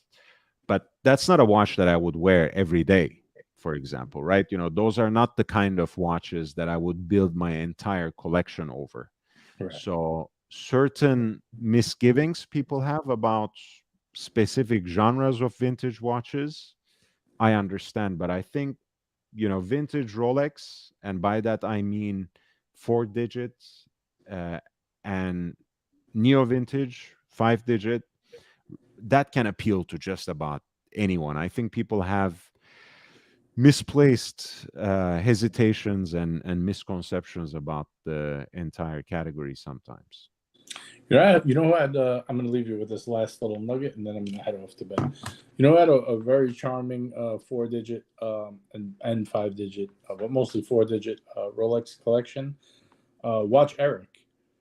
when I was down in Miami. I went by his shop to visit, and I was checking out his stock that he had for customers who come into the front area where he sits on the couch to do his videos there. Then I went into his office. We were chatting a bit, and he's like, "Oh, let me show you some of my collection." I said, "Okay." So he had basically it was 3 boxes. One of them was like a bunch of heavy hitters, the Nautilus and all that stuff. Then he had another box with all precious metal Rolex, with hard to get jewel dials and stuff. I think he's done videos on some of them before. Then his third box he pulled, but it was all precious metal Rolex, like Yachtmaster with an exotic dial, some Surrey dial stuff, like that kind of quirky precious metal stuff. Then the third box he pulls out is all ghost bezel sub, old Bakelite GMTs. It was like such a charming collection.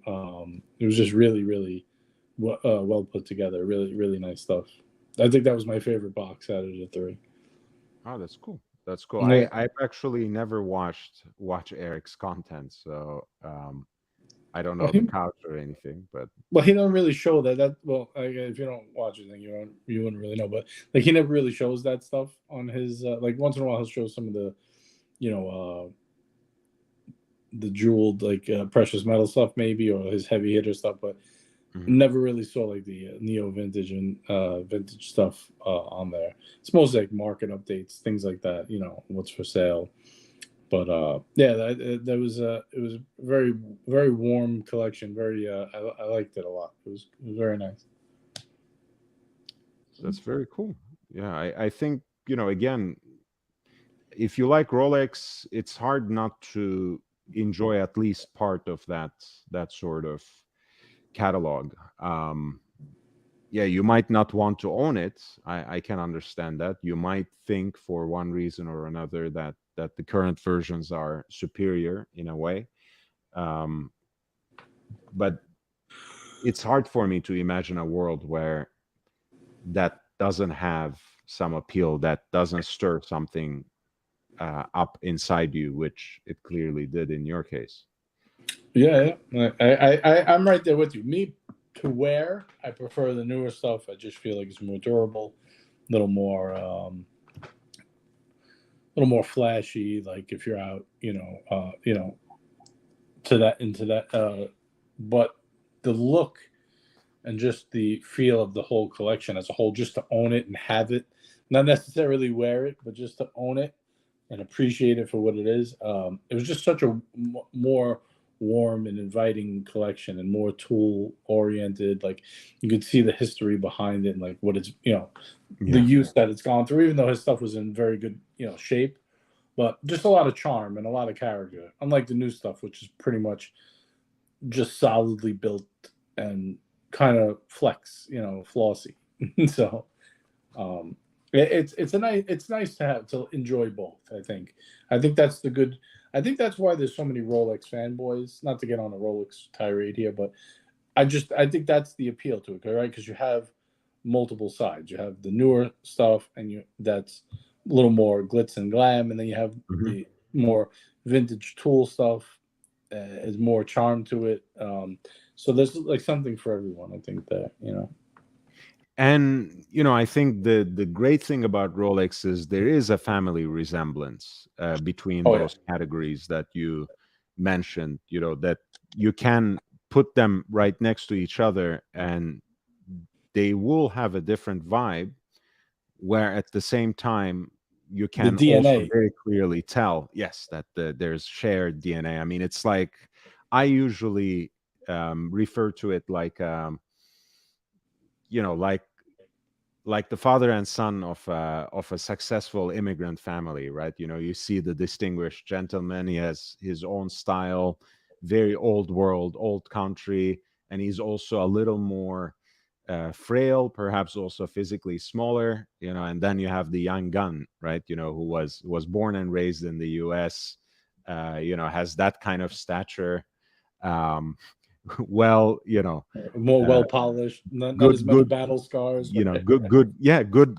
better nutrition, probably from the old country. So like, physically also more imposing, taller, maybe more muscular, right? That's like a Yeah, it's a 4-digit great sub analysis. next to a ST43, for example, Sea Dweller 43, right? It's a you great see the- analysis. So it's spot on. I think you're right. you see the shared DNA, but they're clearly also very different watches. Yeah, different feel. All right, my friend. On that note, I'm going to bid you adieu. Hopefully, Big Meech comes and joins you, or someone comes to chat with you. I appreciate you having me on. Thank you so much. Maybe he was afraid of you, so he might just join right after Oh you no, drop. he's I not wouldn't afraid. be He loves to surprised. come and insult me. That's one of his favorite pastimes. But, Yeah, because you don't let him on your panel, so this would No. have been the perfect opportunity for him. No, I never let him on. I always keep him out there. I keep him on the outside, but that's all right.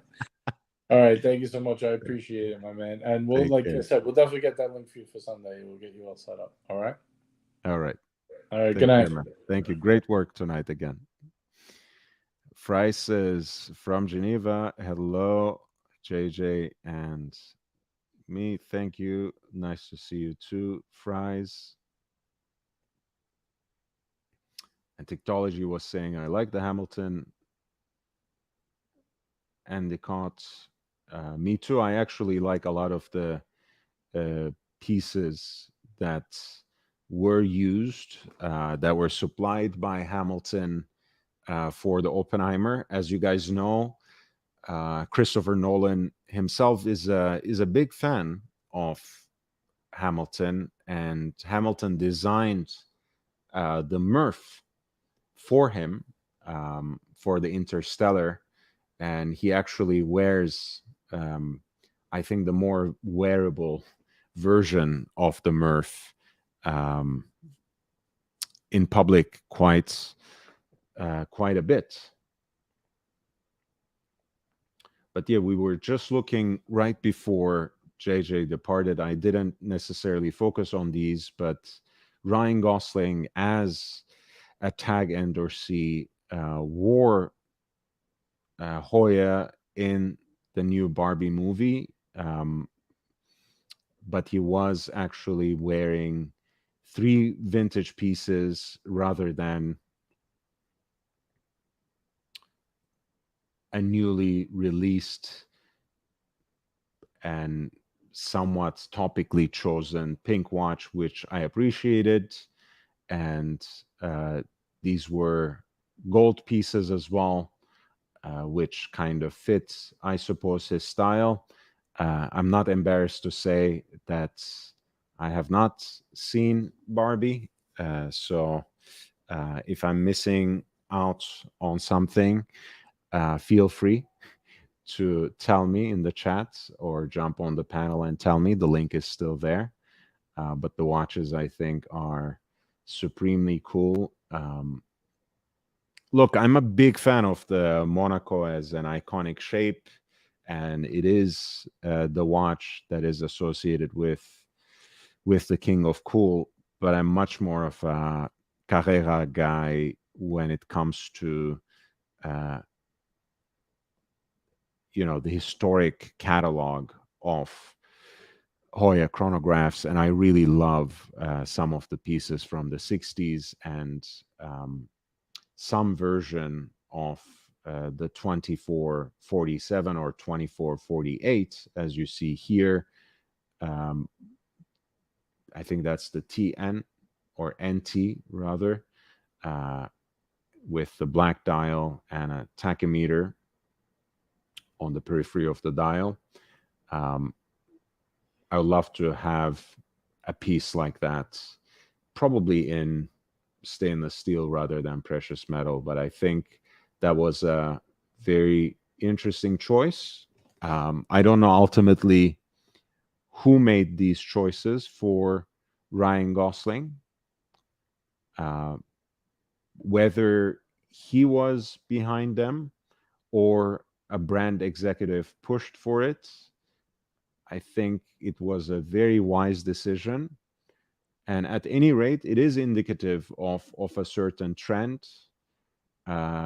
we are living at a time, even Rolex is clearly recognizing the value that their vintage pieces generate, the brand equity that they build, protect, and retain over the years.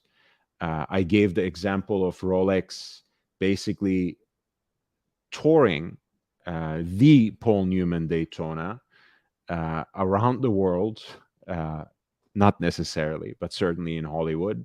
I know under their patronage, it was shown in the, I think at some point it was in the Peterson Automotive Museum as well. It was shown in the new Academy Awards Museum as well. It was in the green room for the Academy Awards last time around. For Hoya to again put on Gosling's wrist, as can some vintage examples of their watches, I think is commendable. Even if I think Tag Heuer needs to finally chart its own path in terms of their current catalog and focus less on reissues. And I gave as another example the pieces that were carefully chosen to be worn by Cillian Murphy, by Matt Damon, and others in Oppenheimer as well.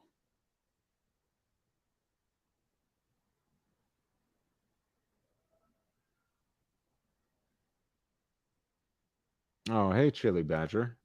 Thank you for being here. And guys, if you haven't hit the like button yet, please do so. It's Friday, as Robert Wood said. And I appreciate that you're all here and that we have been able to talk a little bit about the fallout of the interview that JJ, Ali, Brian, and others organized at JJ's Watch Hangout with Wesley, who was an associate of the con artist, previously known as TPG. But I want to talk a little bit about watches before we close. It has been a long day for me too, so I might not go for much longer. But if you have any questions, if you have any requests, please feel free to direct your questions to me.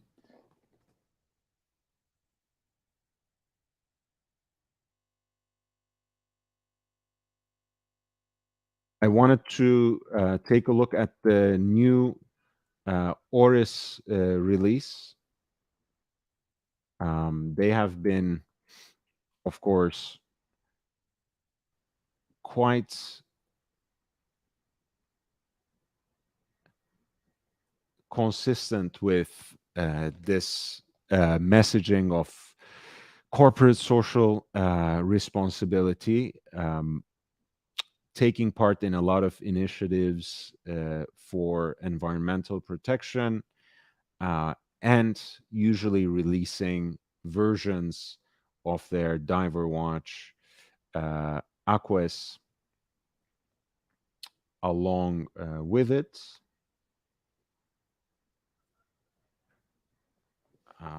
As it happens, let me see if I can find a better picture of it. In fact, their press room actually is rather limited. This is the one that they just came out with.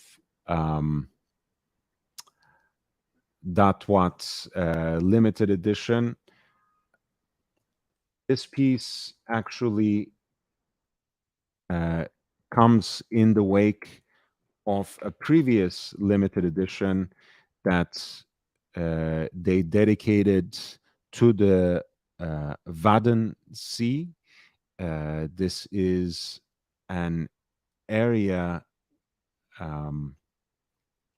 that stretches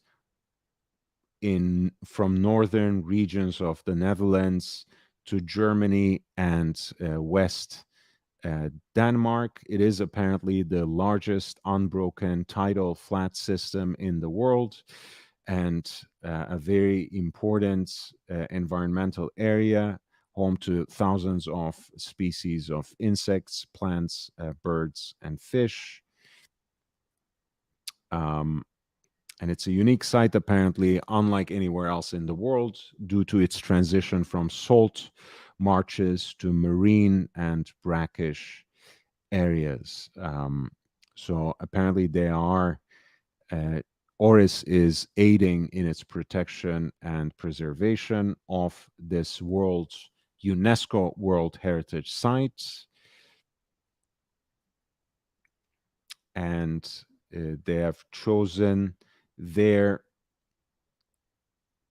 famous dive watch, Aquis, in its 43.5 millimeter form as the canvas of this attempt to raise awareness. And they have rather simplified this piece compared to the first limited edition they did, which had a unique complication of a tidal indication. Rather than that, they now have a center dial which has a unique way of displaying time, which I appreciate. Right? I think this is much more aesthetically pleasing and coherent from a design perspective than just arbitrarily poking a hole somewhere, like poking a glaring hole, I should say, somewhere around the dial just for a date indicator. Here you have basically these 4 cutouts that are arranged as a circle at the center of the dial, which have a date disc with a white indicator that apparently flashes to the next date exactly at midnight.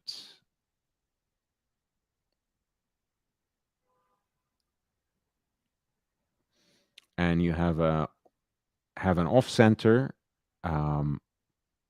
small seconds dial in the form of a crosshair that is placed roughly at 9 o'clock. The dial itself is executed in nice green, shimmering green, I should say. Very eye-catching and classy. The Aquis, in a way, wears smaller than perhaps the number 43.5 might indicate on paper. As you can see, the watch has rather stubby, short lugs, which have a sort of dramatic contour or a downturn almost right away. So it wears rather well. I've never been a huge fan of the Aquis, to be honest.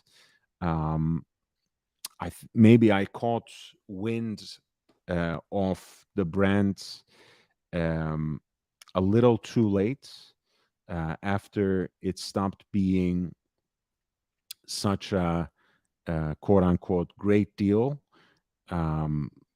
Of course, this particular piece is based on a Celita movement, SW220-1, which actually, in a way, is an underperforming caliber with 38 hours of power reserve, beating at the rather humdrum 4 hertz rate. and the price is 3,200. Again, aesthetically a very pleasing watch, but from my perspective, I wouldn't be able to justify spending more than $3,000 for either that has a rather generic movement. But I have to admit, it is a very handsome looking watch. I like the dial color and that particular execution of the green. And I like that circular date wheel at the center of the dial, which ultimately is rather unique way of displaying, of indicating dates. And off-center seconds is not too shabby either. Tickology, $4.99. Margot Robbie in Wolf of Wall Street was woof, Madon. I agree. What was that scene when she was getting coke sniffed out of her backside? Whew. That was a difficult scene to get through for sure. Tickology, $4.99. Thank you again. Which watch would you like to add to your collection next? I had a little exchange with Kelly on Instagram today. I don't want to get into much detail because I do want to be gentlemanly about it. I'm not trying to spin it into something else. But I said she fulfilled one of my wishes, and I had two more. I said I want to have 5,000 subscribers on my YouTube channel, and I want to get a Royal Oak Jumbo before the end of year 2024. Now, all of that being said, Tickology, I'm actually very fortunate recently to have added two watches to my arsenal. One which I have not yet unboxed or shown off on the channel yet. I think that's going to happen next week. But this Gerard Janta Jump Hour piece, I really love. They very rarely come on the original bracelet. Usually they are presented on a rubber band, which is fine and very nicely branded, but I find it a little boring. I love it this way. These are the Retro Sport. They also come with a black dial sometimes that has a more carbon fiber aesthetic. This two-tone white dial has like a mother of pearl detail at the center. And the numbers, both for the hour and for every 10 minutes, those are actually luminous, and the hands are heat blued as well. So a lot that I like about this watch. And there's another watch that I just got, again in this category, not very expensive, a neo vintage piece that I added to my collection and that I am dying to share with the community next week. But I do want to do something special to it because both its origin story and its aesthetics are personally important to me. So I'm looking forward to sharing that, and I do want to do something special to it. I especially love the dial color on this next one. But yeah, I'm very happy with this Janta Jump Hour, and you would be surprised actually how much of a compelling deal they are when they don't have the Disney characters on the dials. I love the Janta Jump Hour chili. So Love it. And Chile also asked before, what's your opinion of the Oris Hirstein edition 2023, the purple one caliber 400? I'm not sure if I saw it. I saw the, I think that was the 2022, right? You know, they had a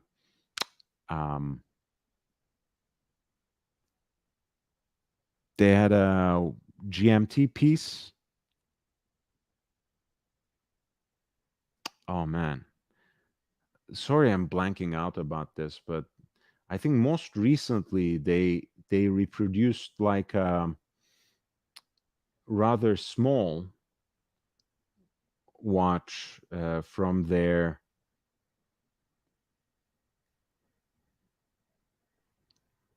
back catalog, and I think it was a GMT piece. Let me see.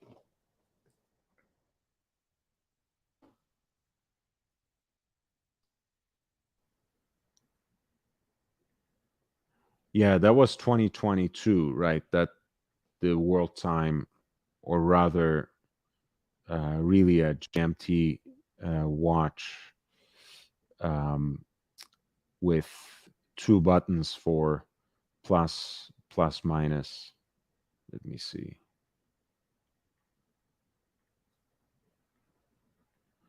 Yeah, I saw this one up close. And it's positively minuscule, by the way, since it mimes the proportions, the exact proportions of the vintage watch. I thought it wore actually rather small. And for the first time, I wasn't really a big fan of a smaller modern watch, which is very inconsistent for my general outlook, but it happens. The new one I haven't seen. Let me see. 2023.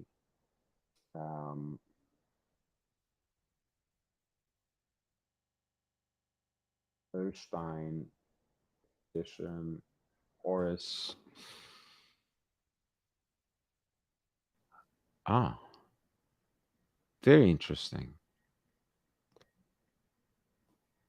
Honestly, I mean, there's a lot I like about this watch. I like the fact that it's 41.50, so it's not the larger size.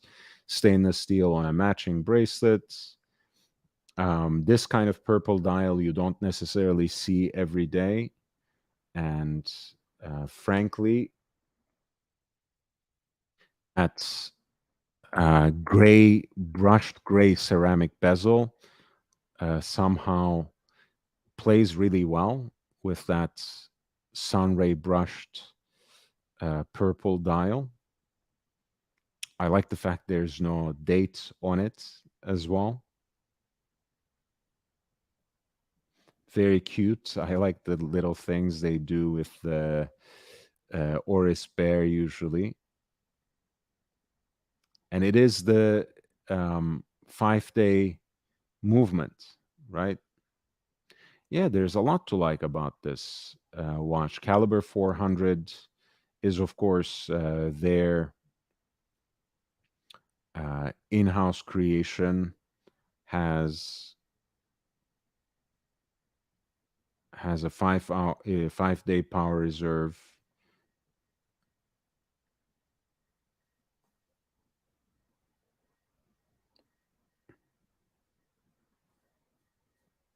And this particular piece, of course, comes also with their 2-year warranty that can be extended up to 10 years. One of 250 pieces, apparently. I kind of like it. And, you know, the price point is not necessarily cheap, but I would rather pay 4,300 for this than 3K plus for what we were looking at just a minute ago, the Datvat limited edition, which is an aesthetically pleasing watch, but is not as horologically compelling as this particular piece, which also happens to be a limited edition too. And thank you guys for your nice words for my watch. And Chili, hopefully you will see it and tell us more about it when time comes.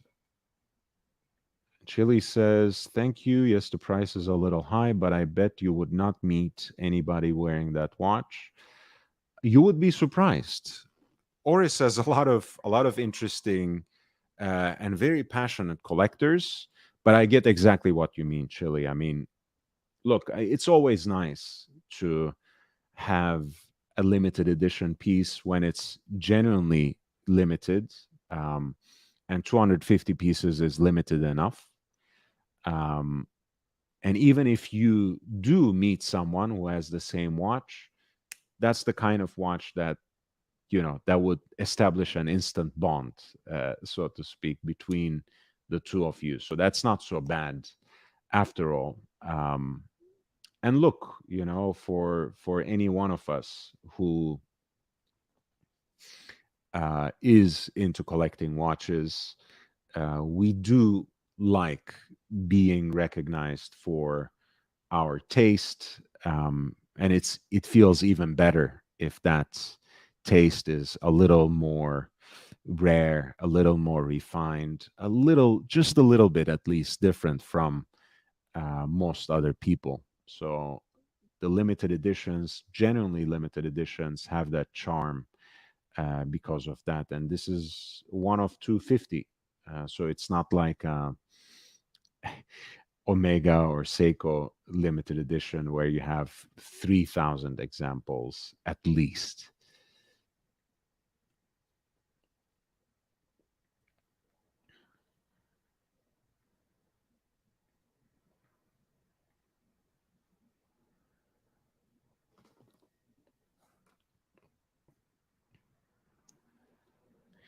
I actually have some newly found energy, so I want to look at some chronograph watches with you.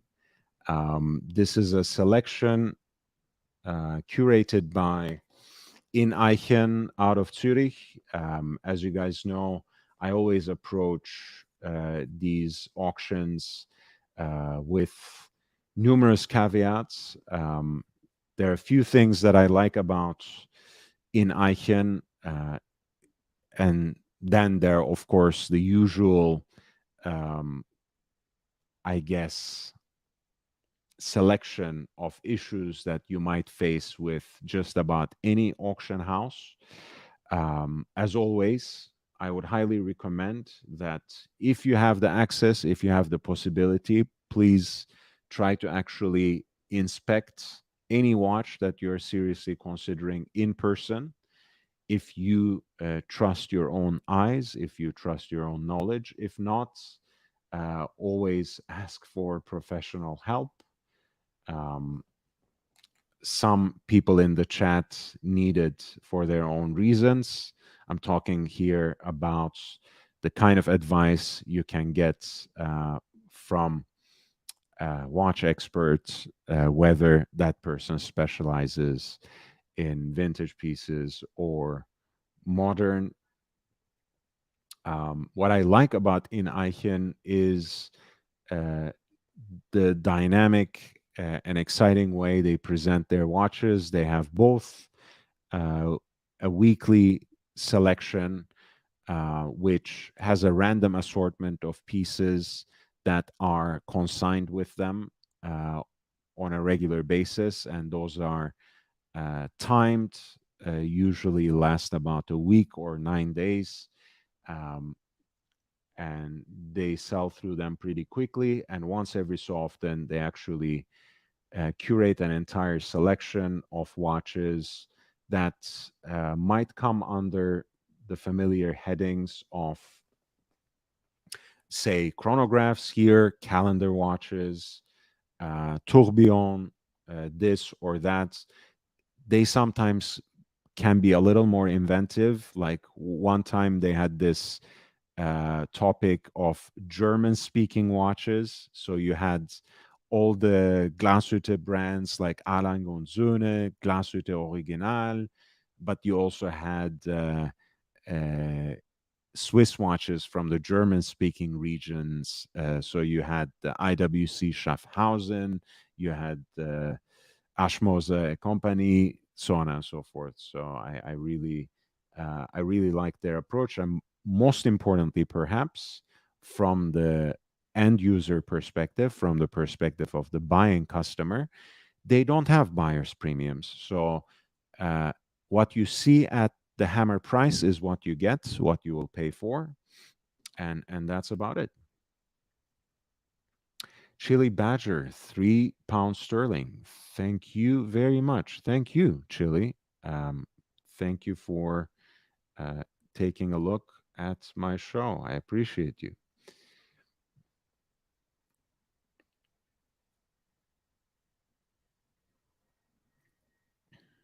So we are looking at their selection of chronographs. I will start with actually some of the more unusual suspects, so to speak, even though they have a beautiful selection of all kinds.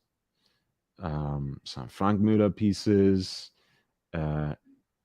DB8, monopusher or single button, open worked or skeletonized white gold chronograph by Daniel Roth. I mean, some genuinely stunning and interesting pieces. Some vintage Hoya, of course.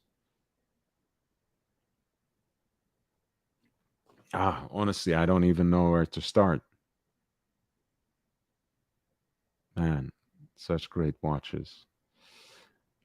Well, let's start with some Daytonas. I think that's fair game, and we'll move from there. I will start with things that are perhaps a little maligned and work into some other pieces. So this is the 116518 in-house movements yellow gold piece with Arabic numerals on the dial, a white dial with gilt outer rings on the chronograph registers, and it is a watch presented on a leather strap with a matching clasp, which was the case before the introduction of the Oyster Flex. I think this is a category that I miss within Rolex's catalog. I didn't want to say objectively that is missing in Rolex's catalog because their choice was, I think, very intentional. And I think in many ways wise, because it took Daytona out of that mold of classic and iconic chronograph and made it cool in a new way by juxtaposing pressure.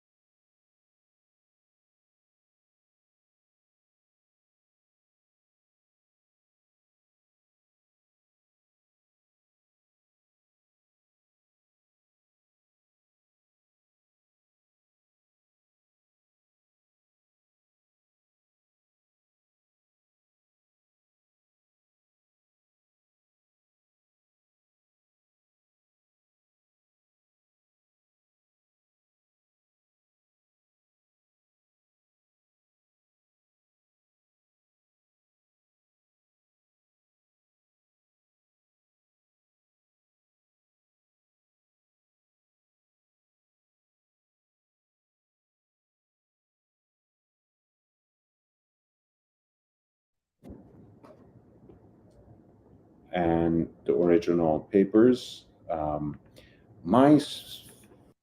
don't know what is wrong with the sound. It gets disconnected once every so often. So thank you for alerting me to that. And Hoff, nice to see you as well. Thanks for Thanks for coming here. I was talking about how much I miss the Daytonas that were presented on the leather band like this. Even though I also completely understand what Rolex did there in introducing Oyster Flex, I think it was a really shrewd business move that broke Daytona out of that mold of being simply a classic, iconic chronograph and made it also much cooler and quite approachable in precious metal as well, in combining it with the everyday wearability and even approachability of the rubber outer shell of the Oyster Flex. That's all I was saying. This particular example of the 116518 Rolex Daytona, Rolex Cosmograph Daytona actually comes with the product literature and its original set of papers. There is a buy it now price that is fixed at 41,150, which I think is a little high, but with just about a day to go, the bidding currently stands at 32,000. Okay, the anti-Semite is back. Right, that's just great, man. Yeah, I am a Jew, all right, and I'm very proud of it. And I would one second, Professor. I was just yeah, and I would very much like you to say that to my face if you ever see me, and I will show you how dirty I can actually be. Professor, I missed you. How are you? Ah, hello. It's so nice to see you. Nice to see you. Nice to see you as well. You can't see me, but that's okay. I can see you, which is even nicer. Well, nice to see you on the panel. Let me put it that way. But it's great to hear you as well. Thank you. Where are you right now, if you don't mind me asking? I'm somewhere in the Mediterranean basin, closer to the Hellespont. Nice. I like that. I like Yes. that. I think I heard a familiar language in the background, so I think I can more or less place you on the map. Yes. The surroundings are a little bit difficult, but it's okay. I see. Well, tell me what's been going on in the world of El Profesor, and especially difficult. as it relates to watches. It is yes, and as it relates to watches, it's fine. Okay. But who cares about Professor as an entity? Professor as an entity had a lot of challenges, as you know, and it's not ending soon. But Professor and watches is fine. I visited recently Geneva. In fact, I spent some time because of family reasons, health family reasons, not my own. So I had to attend to that. As you know, the Swiss are very particular. Sorry, there is a noisy man with a noisy motorcycle of probably 40 years of age passing. So, okay. And the Swiss are very good in certain health matters, especially when it comes to aging. It's not just watches that they specialize. So I had the opportunity to spend a lot of time in Switzerland, not just Geneva. Other than that, you know, I observe from afar your developments, meaning your YouTube world, not just your own, but what is happening. And I like the drama and the opinions and all of the riffraff, gray marketeers and so forth. It's an interesting world and not my own, and I don't really care what happens to it. But it creates for a discussion for people. It's something you can get by and live on for a few weeks. And look, that's what I wanted to say as well, because earlier, GB Vol asked about you, saying that he misses your takes on the market and your opinions on the economy. And I was saying, without impinging on your privacy, I said, he has some personal stuff that he is dealing with, and I'm sure he will join us sooner than later when he feels a little better. Yeah, And thank you, and young Brando. I have been. 2023 has been the most challenging year yeah, for me on a personal basis. I mean, everything that could happen has happened, except my own kind of misfortune, but everything else has happened. And it's difficult when you have a family. Even the family had problems in the extended family. So,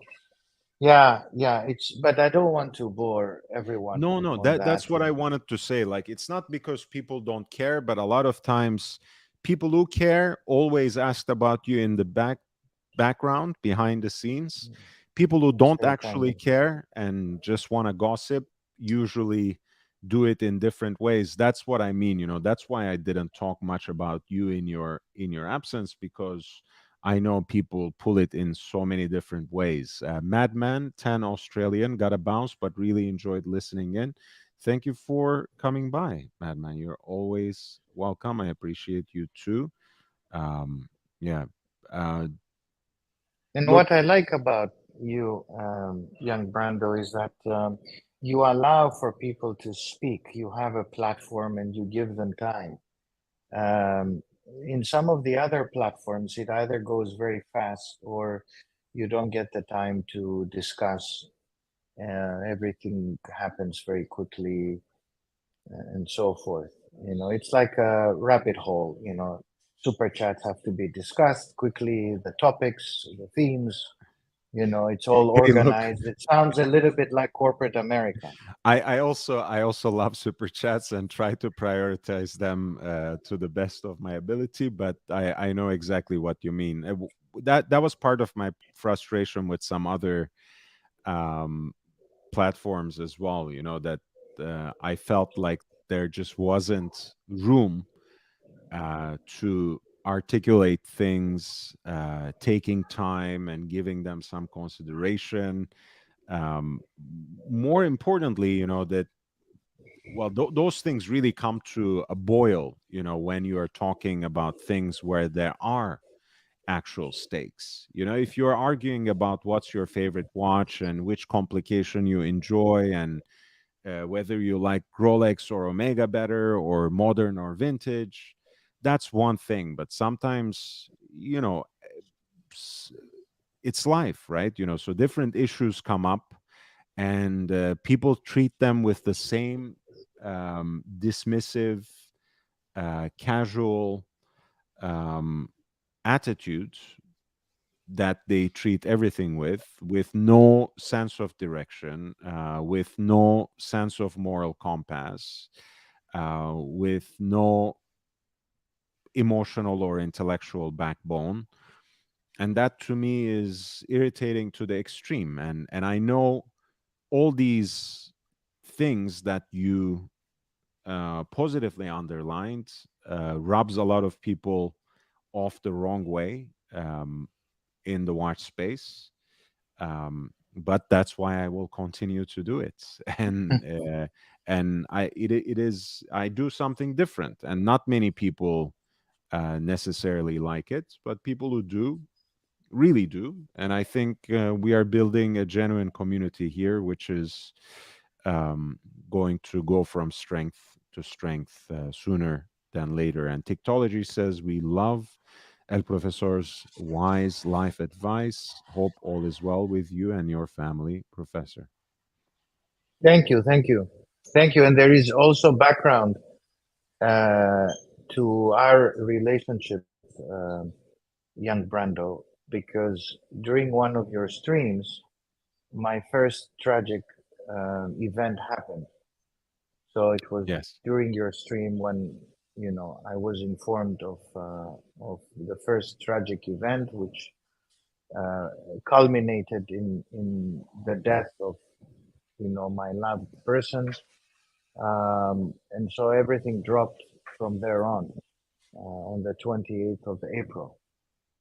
So since then, it has never stopped. I went from one tragic event to another tragic event to a third tragic event, and it just continued. And as they say, when things happen, they just roll, one after the other. So it has happened. On top of it, yesterday, happily, I got my manuscript finished for the book. So I sent to the editor the final version of my book, and that's it. I made some corrections.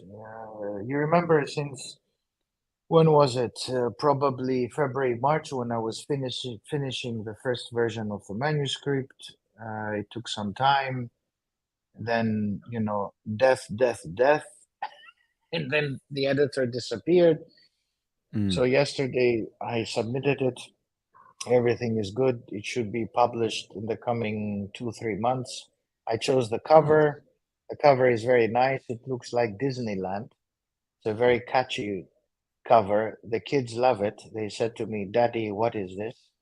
It looks really nice, very colorful. I'll show it to you so you'll feel good about it. But it's no, thank you. Is it because it's about Blad Miki? Yes. Yes, it's a very, it's about a country's economy. So it's a future about a country's economy, which looks at times a bit like Disneyland, right. So the cover is very interesting, very nice. It gives also hope to the country. One should not be deterministic or doomsday kind of base scenarios. One of my favorite writers, Franz Kafka, wrote to his friend Max Brod once, "There's infinite hope, but not for us." So that's my life philosophy. Let's not lose hope, but don't hope that it will necessarily bless you. I think, of course, from my perspective, there's a lot in those words that belongs to a certain lachrymose vision of Jewish history as well, but that's a pretty strong reading, so I don't necessarily want to go in there. But as a joke, I think it's great, and it's like it's to the same level as our favorite, of course. I don't know if you like him actually, but I'm a huge fan of Larry David, from one of the writers on Seinfeld, and I love him. Curb Your Enthusiasm. So I love him. Great. So it sounds like something he would say, right? There's infinite hope, but not for us. So. I love him. And yesterday I was at an event. I was invited for lunch, and I did a Larry David kind of statement, and everybody looked at me and said, "What the hell is this guy talking about?" It's lovely to see him, get himself into trouble. And too bad, like all good things, Curb Your Enthusiasm had to come to an end as well. You see? And I don't know back? who will... I'm back. Okay. Yeah. Hello? Can you hear me? Yeah, I can hear you. Yeah. Okay. So shall I tell you the story so we bring a little bit of light? Yeah, of course. Of course. So I was at a big lunch table, and it was by the sea, and everybody was enjoying it. Kids were running around, food came, and somebody made a statement, "Oh, our friend, this young great scientist, is looking for a job in Europe. He's now in the Middle East, in the affluent state of Abu Dhabi, doing robotics." And the big guy on the table said, how proud they are that this guy is advancing the research and development of the robotics sector of Abu Dhabi. Mm-hmm. And I said, oh, he's looking for a job.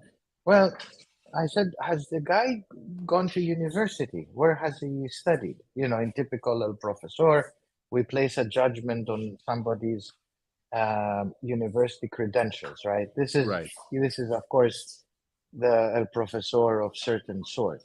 And I used to make this mistake often enough because I was educated in the Ivy Leagues like other people, but in life it teaches you that the Ivy League doesn't really mean anything, right?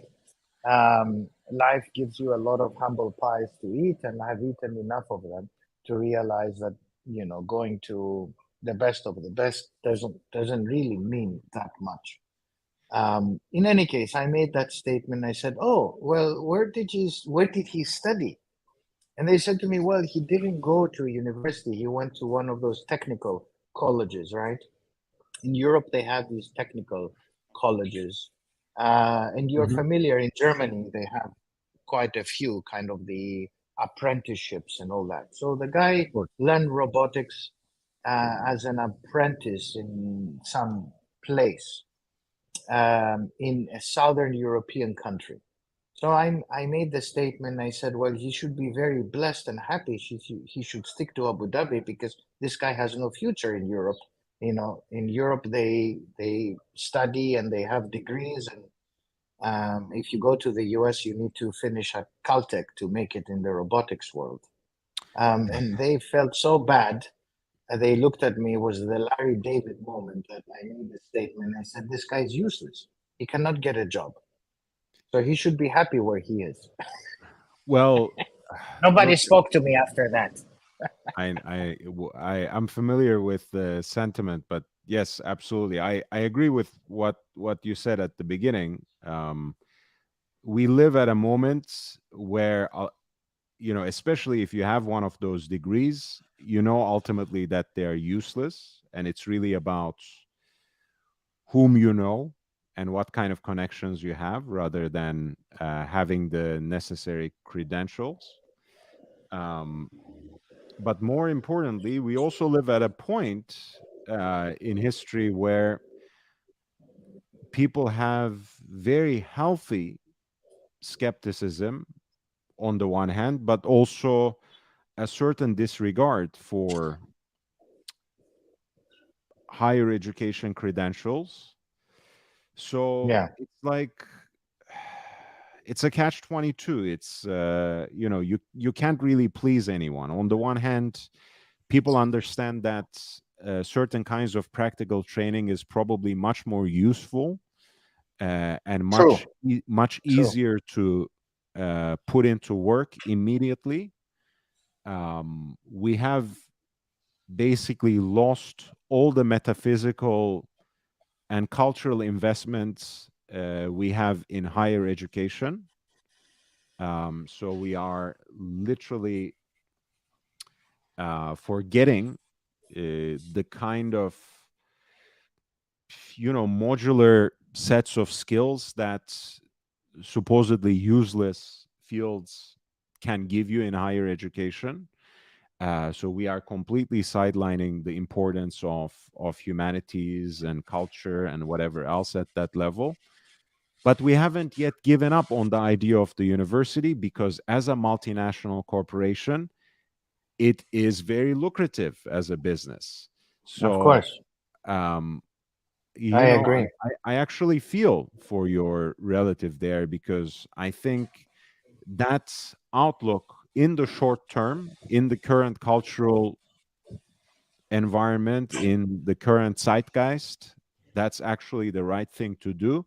But we still carry some of the values of the 19th century, really, even though we have completely hollowed them out. The university today is not actually, a university. It doesn't have that sort of universalist claim. It doesn't actually serve the purpose of raising responsible citizens in today's world, or in our democratic nations, supposedly democratic nations. Yeah, I And also agree with that. Yeah, yeah, and yeah. but they make so much money for the people who benefit from it. No one wants to close them up or reinvent them either. Yeah, we are in this transitory phase, and I'm the one who says that, yeah, of course, if you want to be a scientist and a doctor, you definitely have to go to university, Of course. But for many other professions, we are in a transitory phase, and the university and our understanding of university space will change and evolve over the next 20 years. You can take today, I have taught students who at university have been anything from 5 students to 200 students. When I was in the Ivy League as assistant professor system, I had the 101 classes, and when I was a PhD student in the Ivy League system, I was a TA where you had the supermarket 101 or 102 classes and so forth. But today, most of my classes are done through Coursera. If you look at Coursera for What is certain that? classes, it's an online system. Okay. For one class that I taught, I had 100,000 students. Oh, Never wow. in my life did I have 100,000 students. That's And this is the insane. beauty of it's insane, right? So you go through the Coursera system. Each student can pay anything to register from $5 to $50 for an entire semester's worth of seminars. And you make not only more money, but the reach that you have is greater than if you are at Harvard, tenure professor, teaching 20 students and having 10 PhDs, which doesn't mean a lot.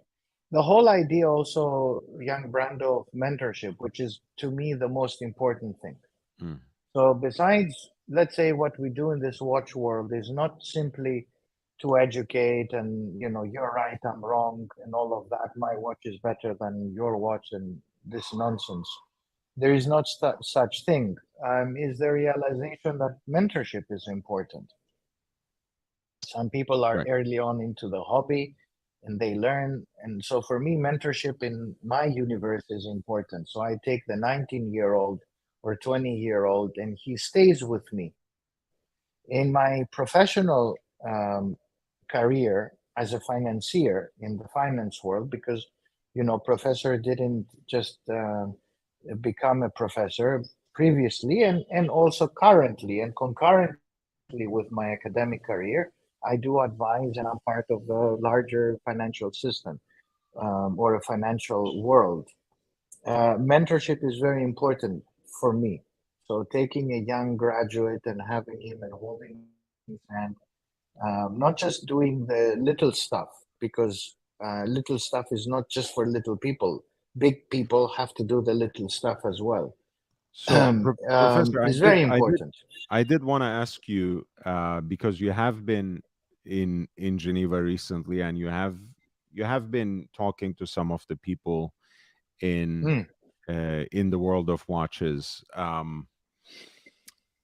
I know in the past you have said, especially before the crisis hit, before we started feeling that the global environment was going to affect the watch market around March 2022. The industry had lots of self-confidence. They were really going through a purple patch, and not only that, they were literally living still to an important extent in the most lucrative era of the Swiss watch industry.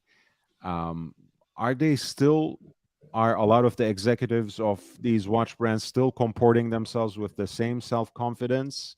Are they feeling that they're on the precipice of yet another era, or do they think something perhaps uglier is around the corner and they are perhaps in the mode of taking certain precautions?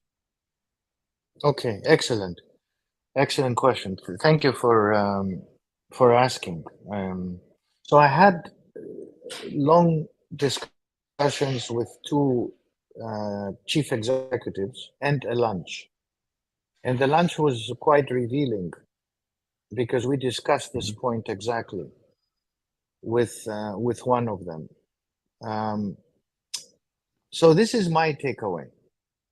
The Swiss watch industry, and by that, it's not the independents. The independents are in a different league, but the top, let's say, 5 or 6.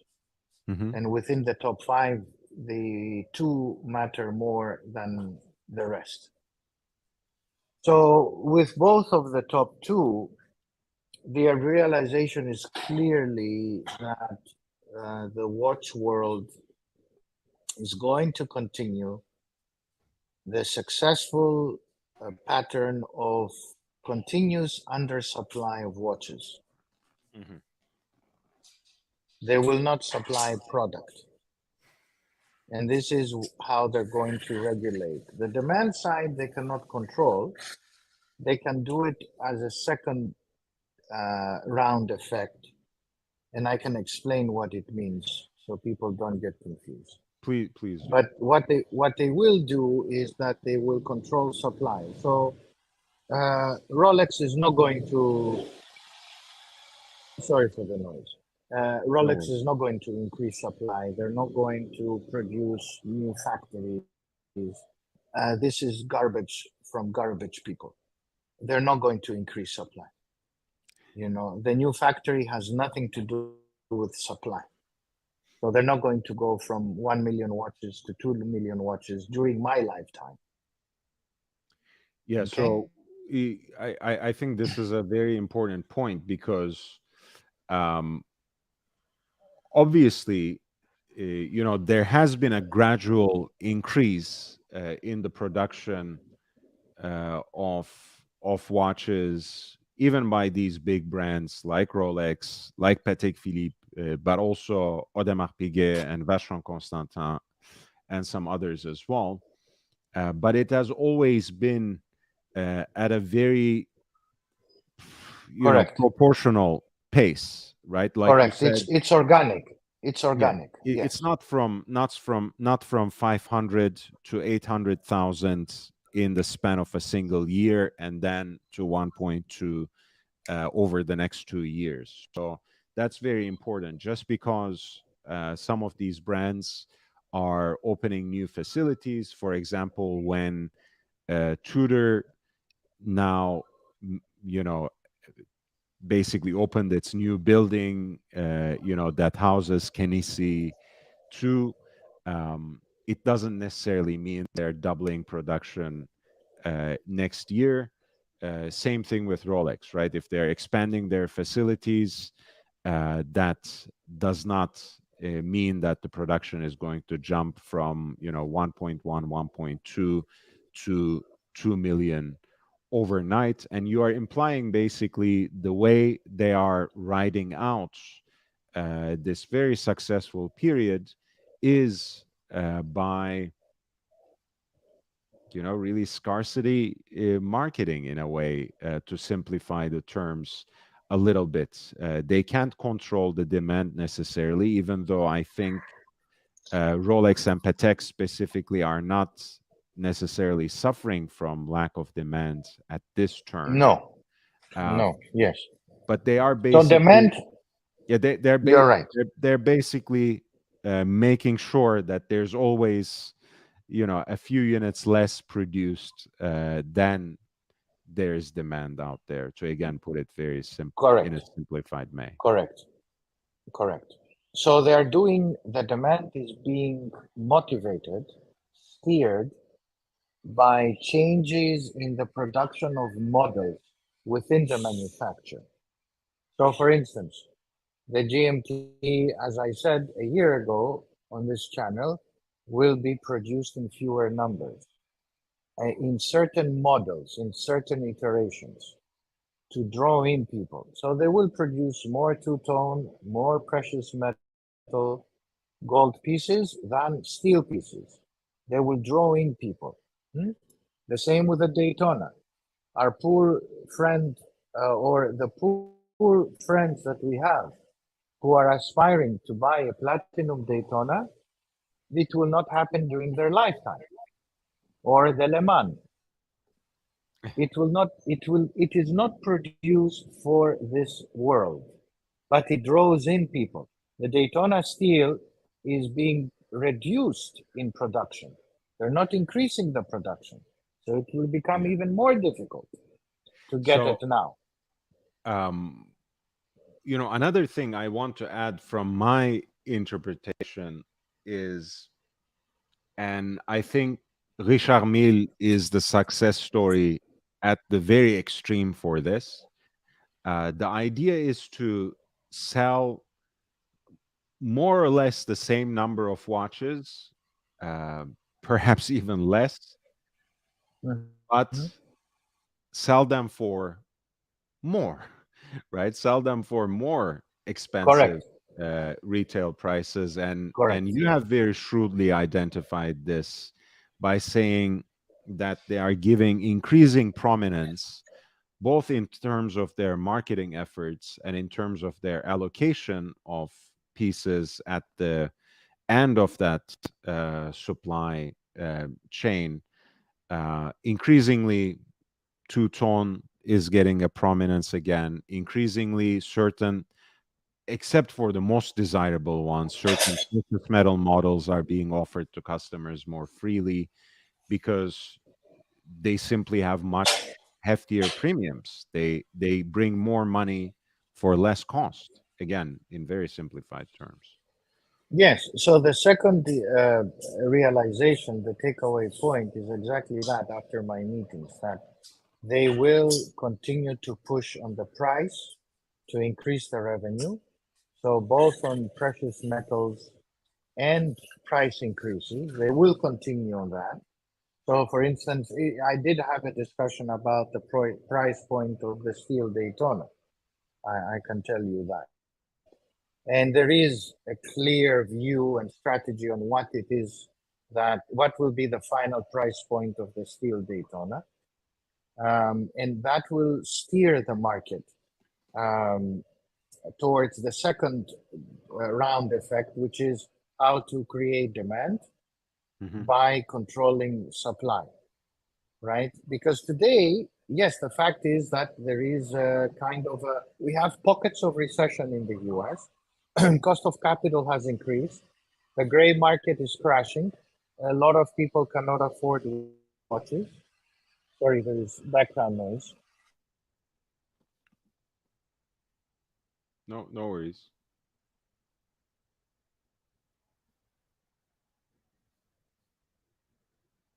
Hello? Yeah, I don't know if you can hear me. I can. It's a little. Okay. Oh my God, everything is happening here. It's a little subterranean or submarine, but yeah. So that is really the issue here. Sorry, apologies. Give me 10 seconds. No worries. No worries.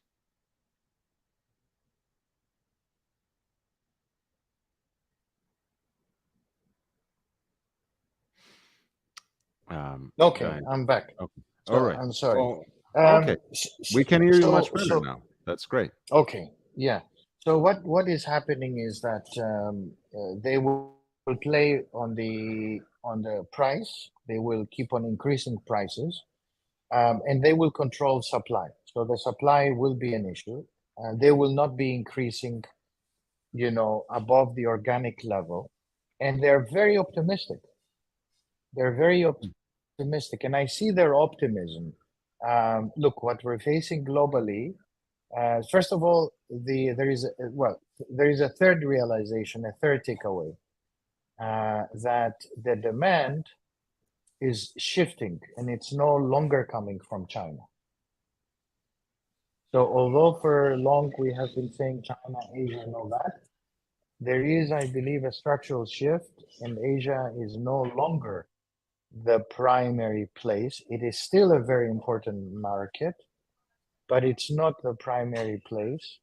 The OECD world, the US, is going to catch up and recover, not immediately, but over the next 2 years, and it will be the leading place in Europe for the watch world.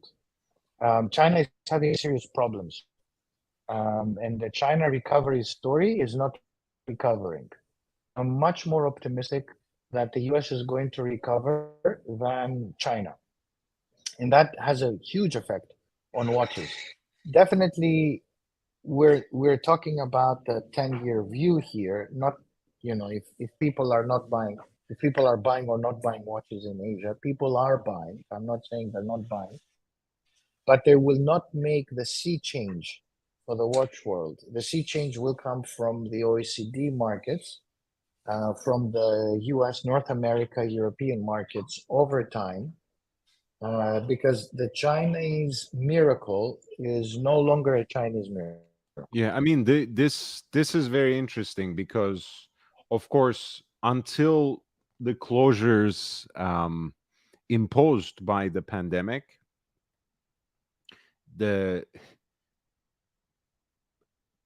China was about to overtake the United States as the biggest market for luxury goods, period, but certainly in Swiss watches.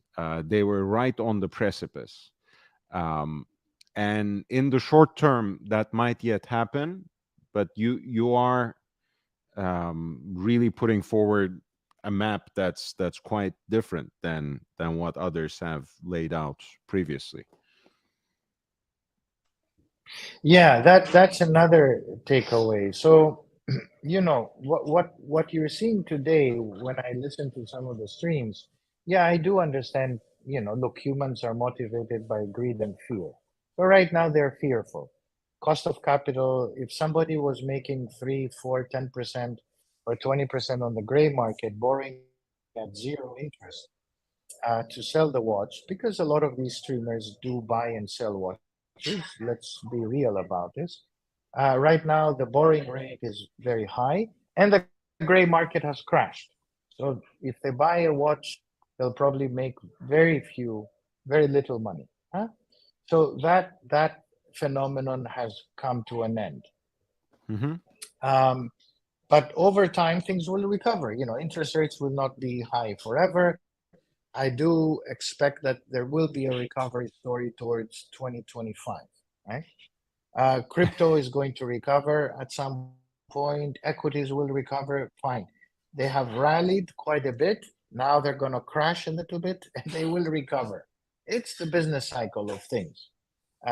Inflation has peaked. We will begin to dissipate on the inflation front. It will By the way, recede gradually.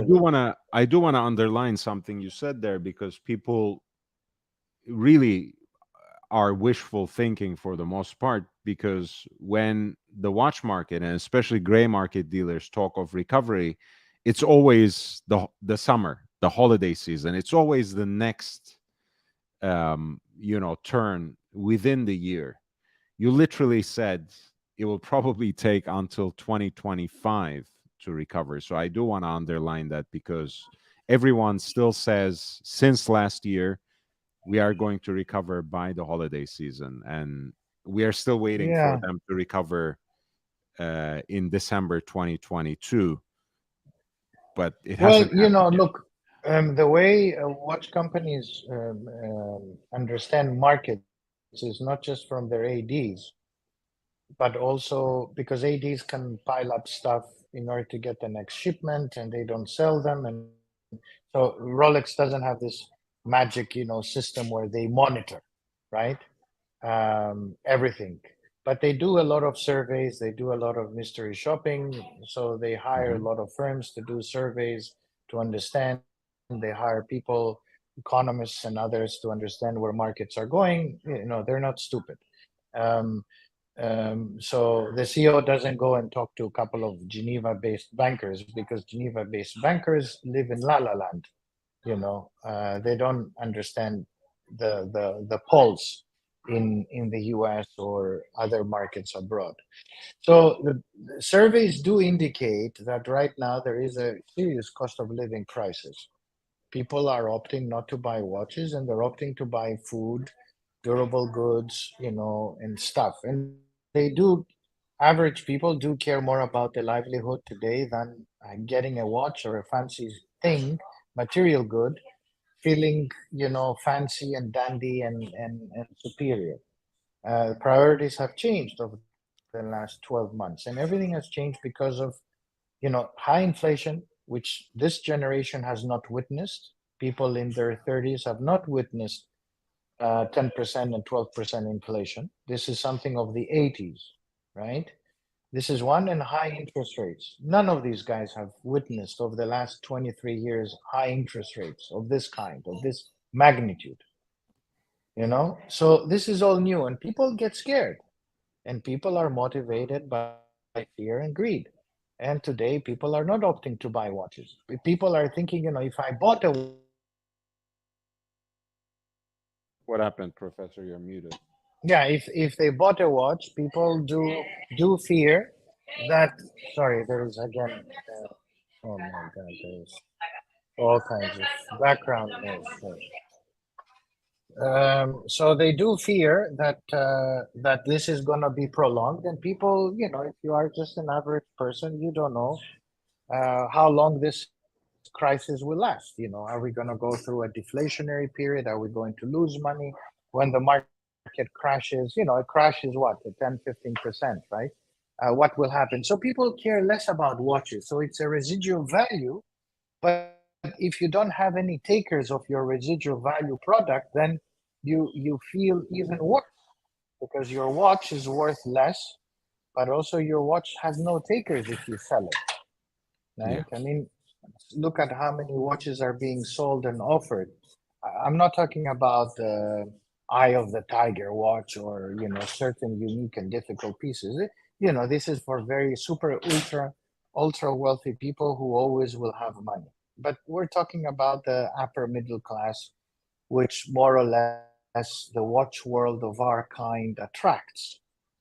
Anybody above the 300,000 mark on a timepiece is not an upper middle class person. It's for the super wealthy. So, I think that right now we're going to go through the rest of the year with difficulty, and then towards 24, 25, we will see a gradual recovery, and that's the business cycle of life. Now, I do believe that the watch world will recover in terms of its not hypeness, but its interest. The hypeness we witnessed 18 months ago and 2 years ago is finished. It's not going to go back to that, and I don't think it's sensible to go back to that. It was the dot-com era, and that's over. But it will recover over time.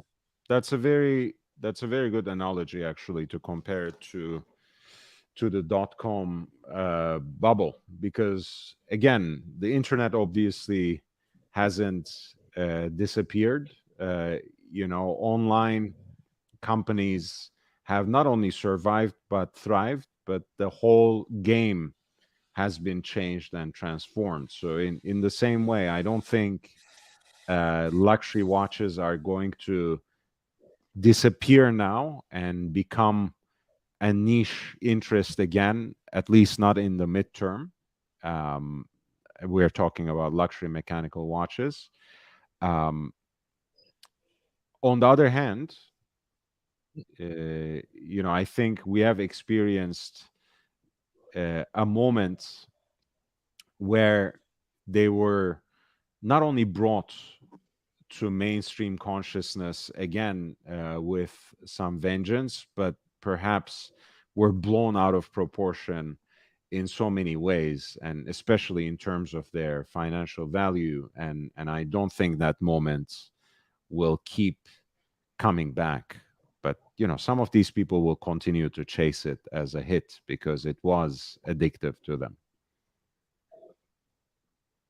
Yes, and also something fundamentally different has happened this time, where the watch is no longer a niche hobby and item. It has entered the mainstream, where people who would never imagine of the watch world know of brands, and it's not just Rolex. They know about Patek, and now Yeah. they have moved into other brands, AP, Vacheron. I mean, now you have relatively, let me use the term, middle class connoisseurs who are talking about Chapek and Independence and FP Journe, when 5 years ago they probably didn't know where their toe from their ass is, right? But that is the nature of the world where we live in. We do live in a world where transmission of info and data is immediate and instant. And if you do open YouTube, you are able to find opinions and views, and people are free to opine and have views. And the watch world now has entered mainstream. And as a result of that, the Swiss industry realizes that as long as they control supply, they have demand much more in control, and the price point and the mesmerizing effect of keeping the world interested in watches. So they will play with supply, and they will control supply. Patek is not going to increase all of a sudden to 150,000 watches, and never in my lifetime will Rolex go from 1 million watches to 2 million watches. This will not be done. In fact, they will not increase supply beyond the organic level. And they will do the things that I explained before. And they will play with people's emotions. They will produce limited edition watches, which will not be for you or me. Le Mans will mesmerize the emotion of the average, but will be unattainable for 99.9% of the people, including the Platinum Daytona, including certain other iterations that they will produce, and so forth. Honestly, just from a personal standpoint, I didn't like the Le Mans at all. To me, it brings to mind one of the creations of those custom companies like Artisan de Genève. It's a mishmash of a bunch of things that I'm not used to seeing in a Rolex watch out of the factory. So to me, the Platinum Daytona is always, I think the current reference is 126 506, right? That's always something special and top of the line. But again, it's one of those watches that I usually don't even think for myself or admire to necessarily own. There are always those watches, like you said, that are there to capture our imagination more than anything else and make us continue to talk about Rolex, continue to talk about Daytona, and ultimately it is lucrative, right? When I make a video about the Daytona, that gets more views than a lot of everything else. Yeah. So it is what it is. Yeah. This is exactly the point. It will mesmerize, it will create, pull in people, draw in people, but it will continue to be, you buy it because of the noise and the perception that is unattainable, rather than for the beauty, for the aesthetic. And 99% of the world we live in is part of a group thing. We like to feel that we are included as a society in some kind of world, and we all kind of think, yes, maybe this is the right thing. And is Daytona perfectly aesthetically right watch. Yeah, okay. Some people say yes, some people say no, but there is an element of groupthink that happens all the time in purchasing and psychology of the consumer that goes into it. But in any case, the point is that they understand that the scarcity marketing of these goods is based on scarcity, and they will continue. Um, and that's it.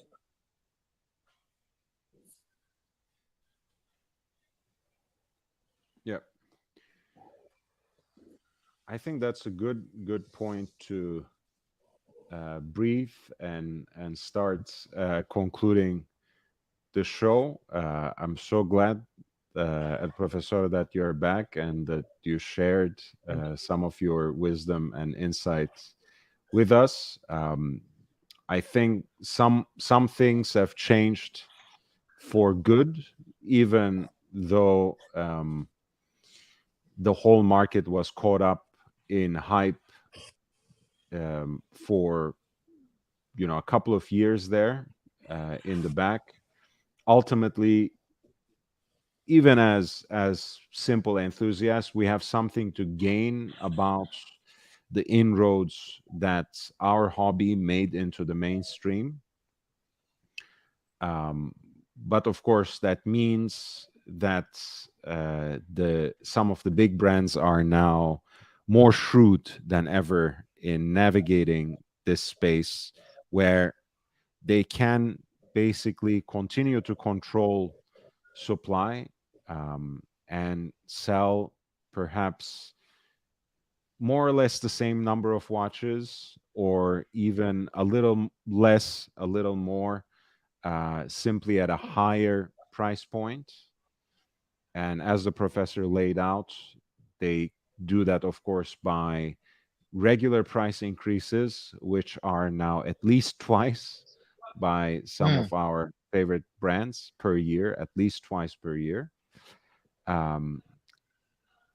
And of course, by also directing the attention of the customer to two-tone and precious metal pieces, which in fact carry premiums that are not necessarily proportionate to the increased cost of their production.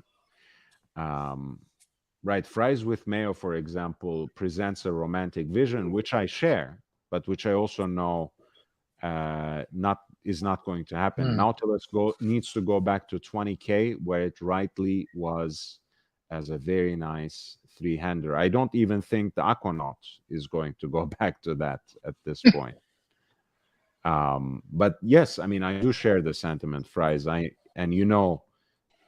We are more or less at the same wavelength in terms of our tastes, if not necessarily with the specific pieces in our collection. So I understand exactly where you're coming from, and I also know, just like you do, where the Nautilus was one of the most undesirable watches in the entire catalog of Patek Philippe, right? People would go with simple Calatravas over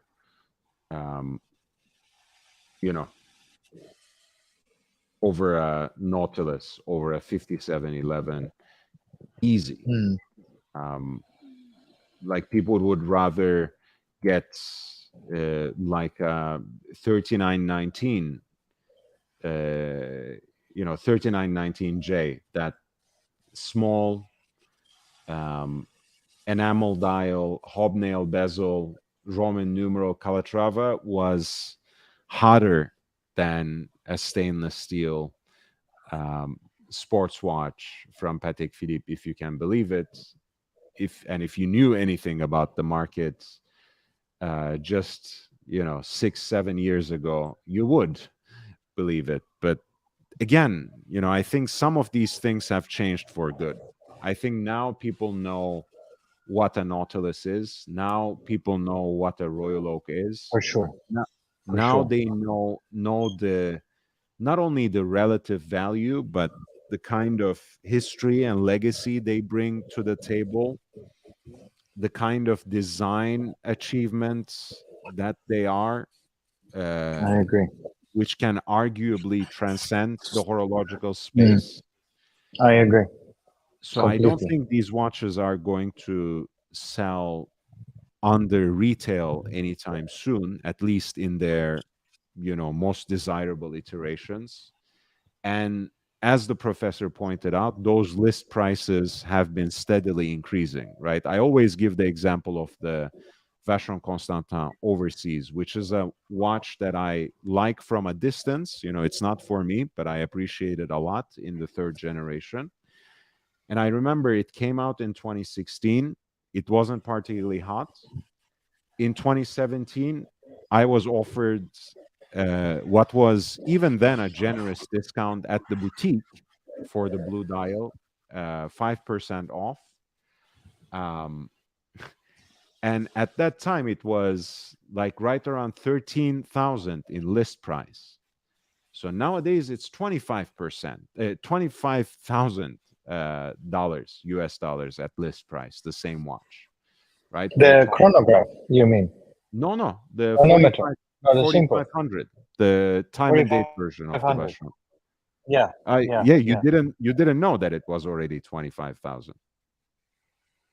No, the chronometer.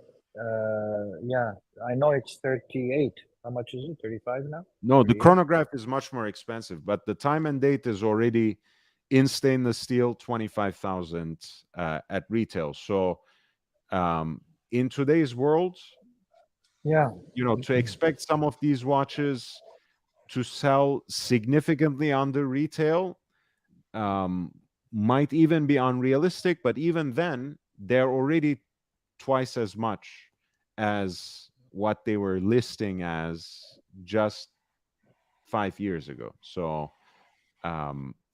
it has really changed. no, it has, and it proves the point. I have to say that Vacheron, the brand I have the greatest respect, and the Overseas, from the chronographs that exist out there, it is my favorite. In its most recent iteration, even in its oldest and first Gen 1 Overseas, I loved it from that day when it was first produced in the early 2000s or late 1990s, I forget. But even in this iteration, I loved it, and in the most recent one, the latest one. Yeah. So to me, it is. Yeah. So the chronograph is 35,600, and the time and date should be right around 25,000. Yeah. In stainless steel. I'm going to be back tomorrow with the coverage of. I think if I'm live early enough, I'll be with you for the coverage of the In Eichen Zurich chronographs auction. If for nothing, we will look at the results achieved at that auction, because there were some interesting results, or interesting lots, I wanted to say. So I also want you to once again save the date and time, 1 p.m. Pacific Daylight Savings Time on Sunday. I will have what will become quickly a weekly tradition, smoking cigars with friends at Steel Buffalo Motors. So tune in on Sunday. That is going to be Sunday the 13th at 1 p.m. PDT. So save the dates, turn on your notifications for this. I have just received my microphones as well, so you can hear us well. I look forward to this. It will be a freewheeling conversation. You'll see some new characters And I think it will be an interesting additional kind of content every Sunday. But that's why I have this overlay professor now, because they're opening their shop to me once a week for 2 hours. So I want to, in a way, advertise for them. I want to bring out their name on a daily basis as well. Thank you so much, guys, for supporting me in the chats. Thank you, Ali, for giving out so many gifted memberships. Hideki, Ali Reza, Bezos, Mr. GMT, Real World Curly, Tiktology, Chili Badger, and Madman. Thank you so much for your super chats. Great. Ali and JJ for coming and supporting me on the panel, and El Professor, of course, last but not least, for coming back. It's nice to see you back. Very nice to see you, and you're great, and I like your demeanor and style and platform, and you always attract excellent people, people like JJ, Ali, and others in your platform are fantastic, and you're doing a splendid job, as they say in England. Splendid job. Thank you so much. Or in America, it's very exciting to be with you. Thank you, guys. Thank you, GB Vul. Thank you, Chili Badger. I'll be back tomorrow. Until then, wear and enjoy your watches. Take care of yourself. We'll see you in the next one.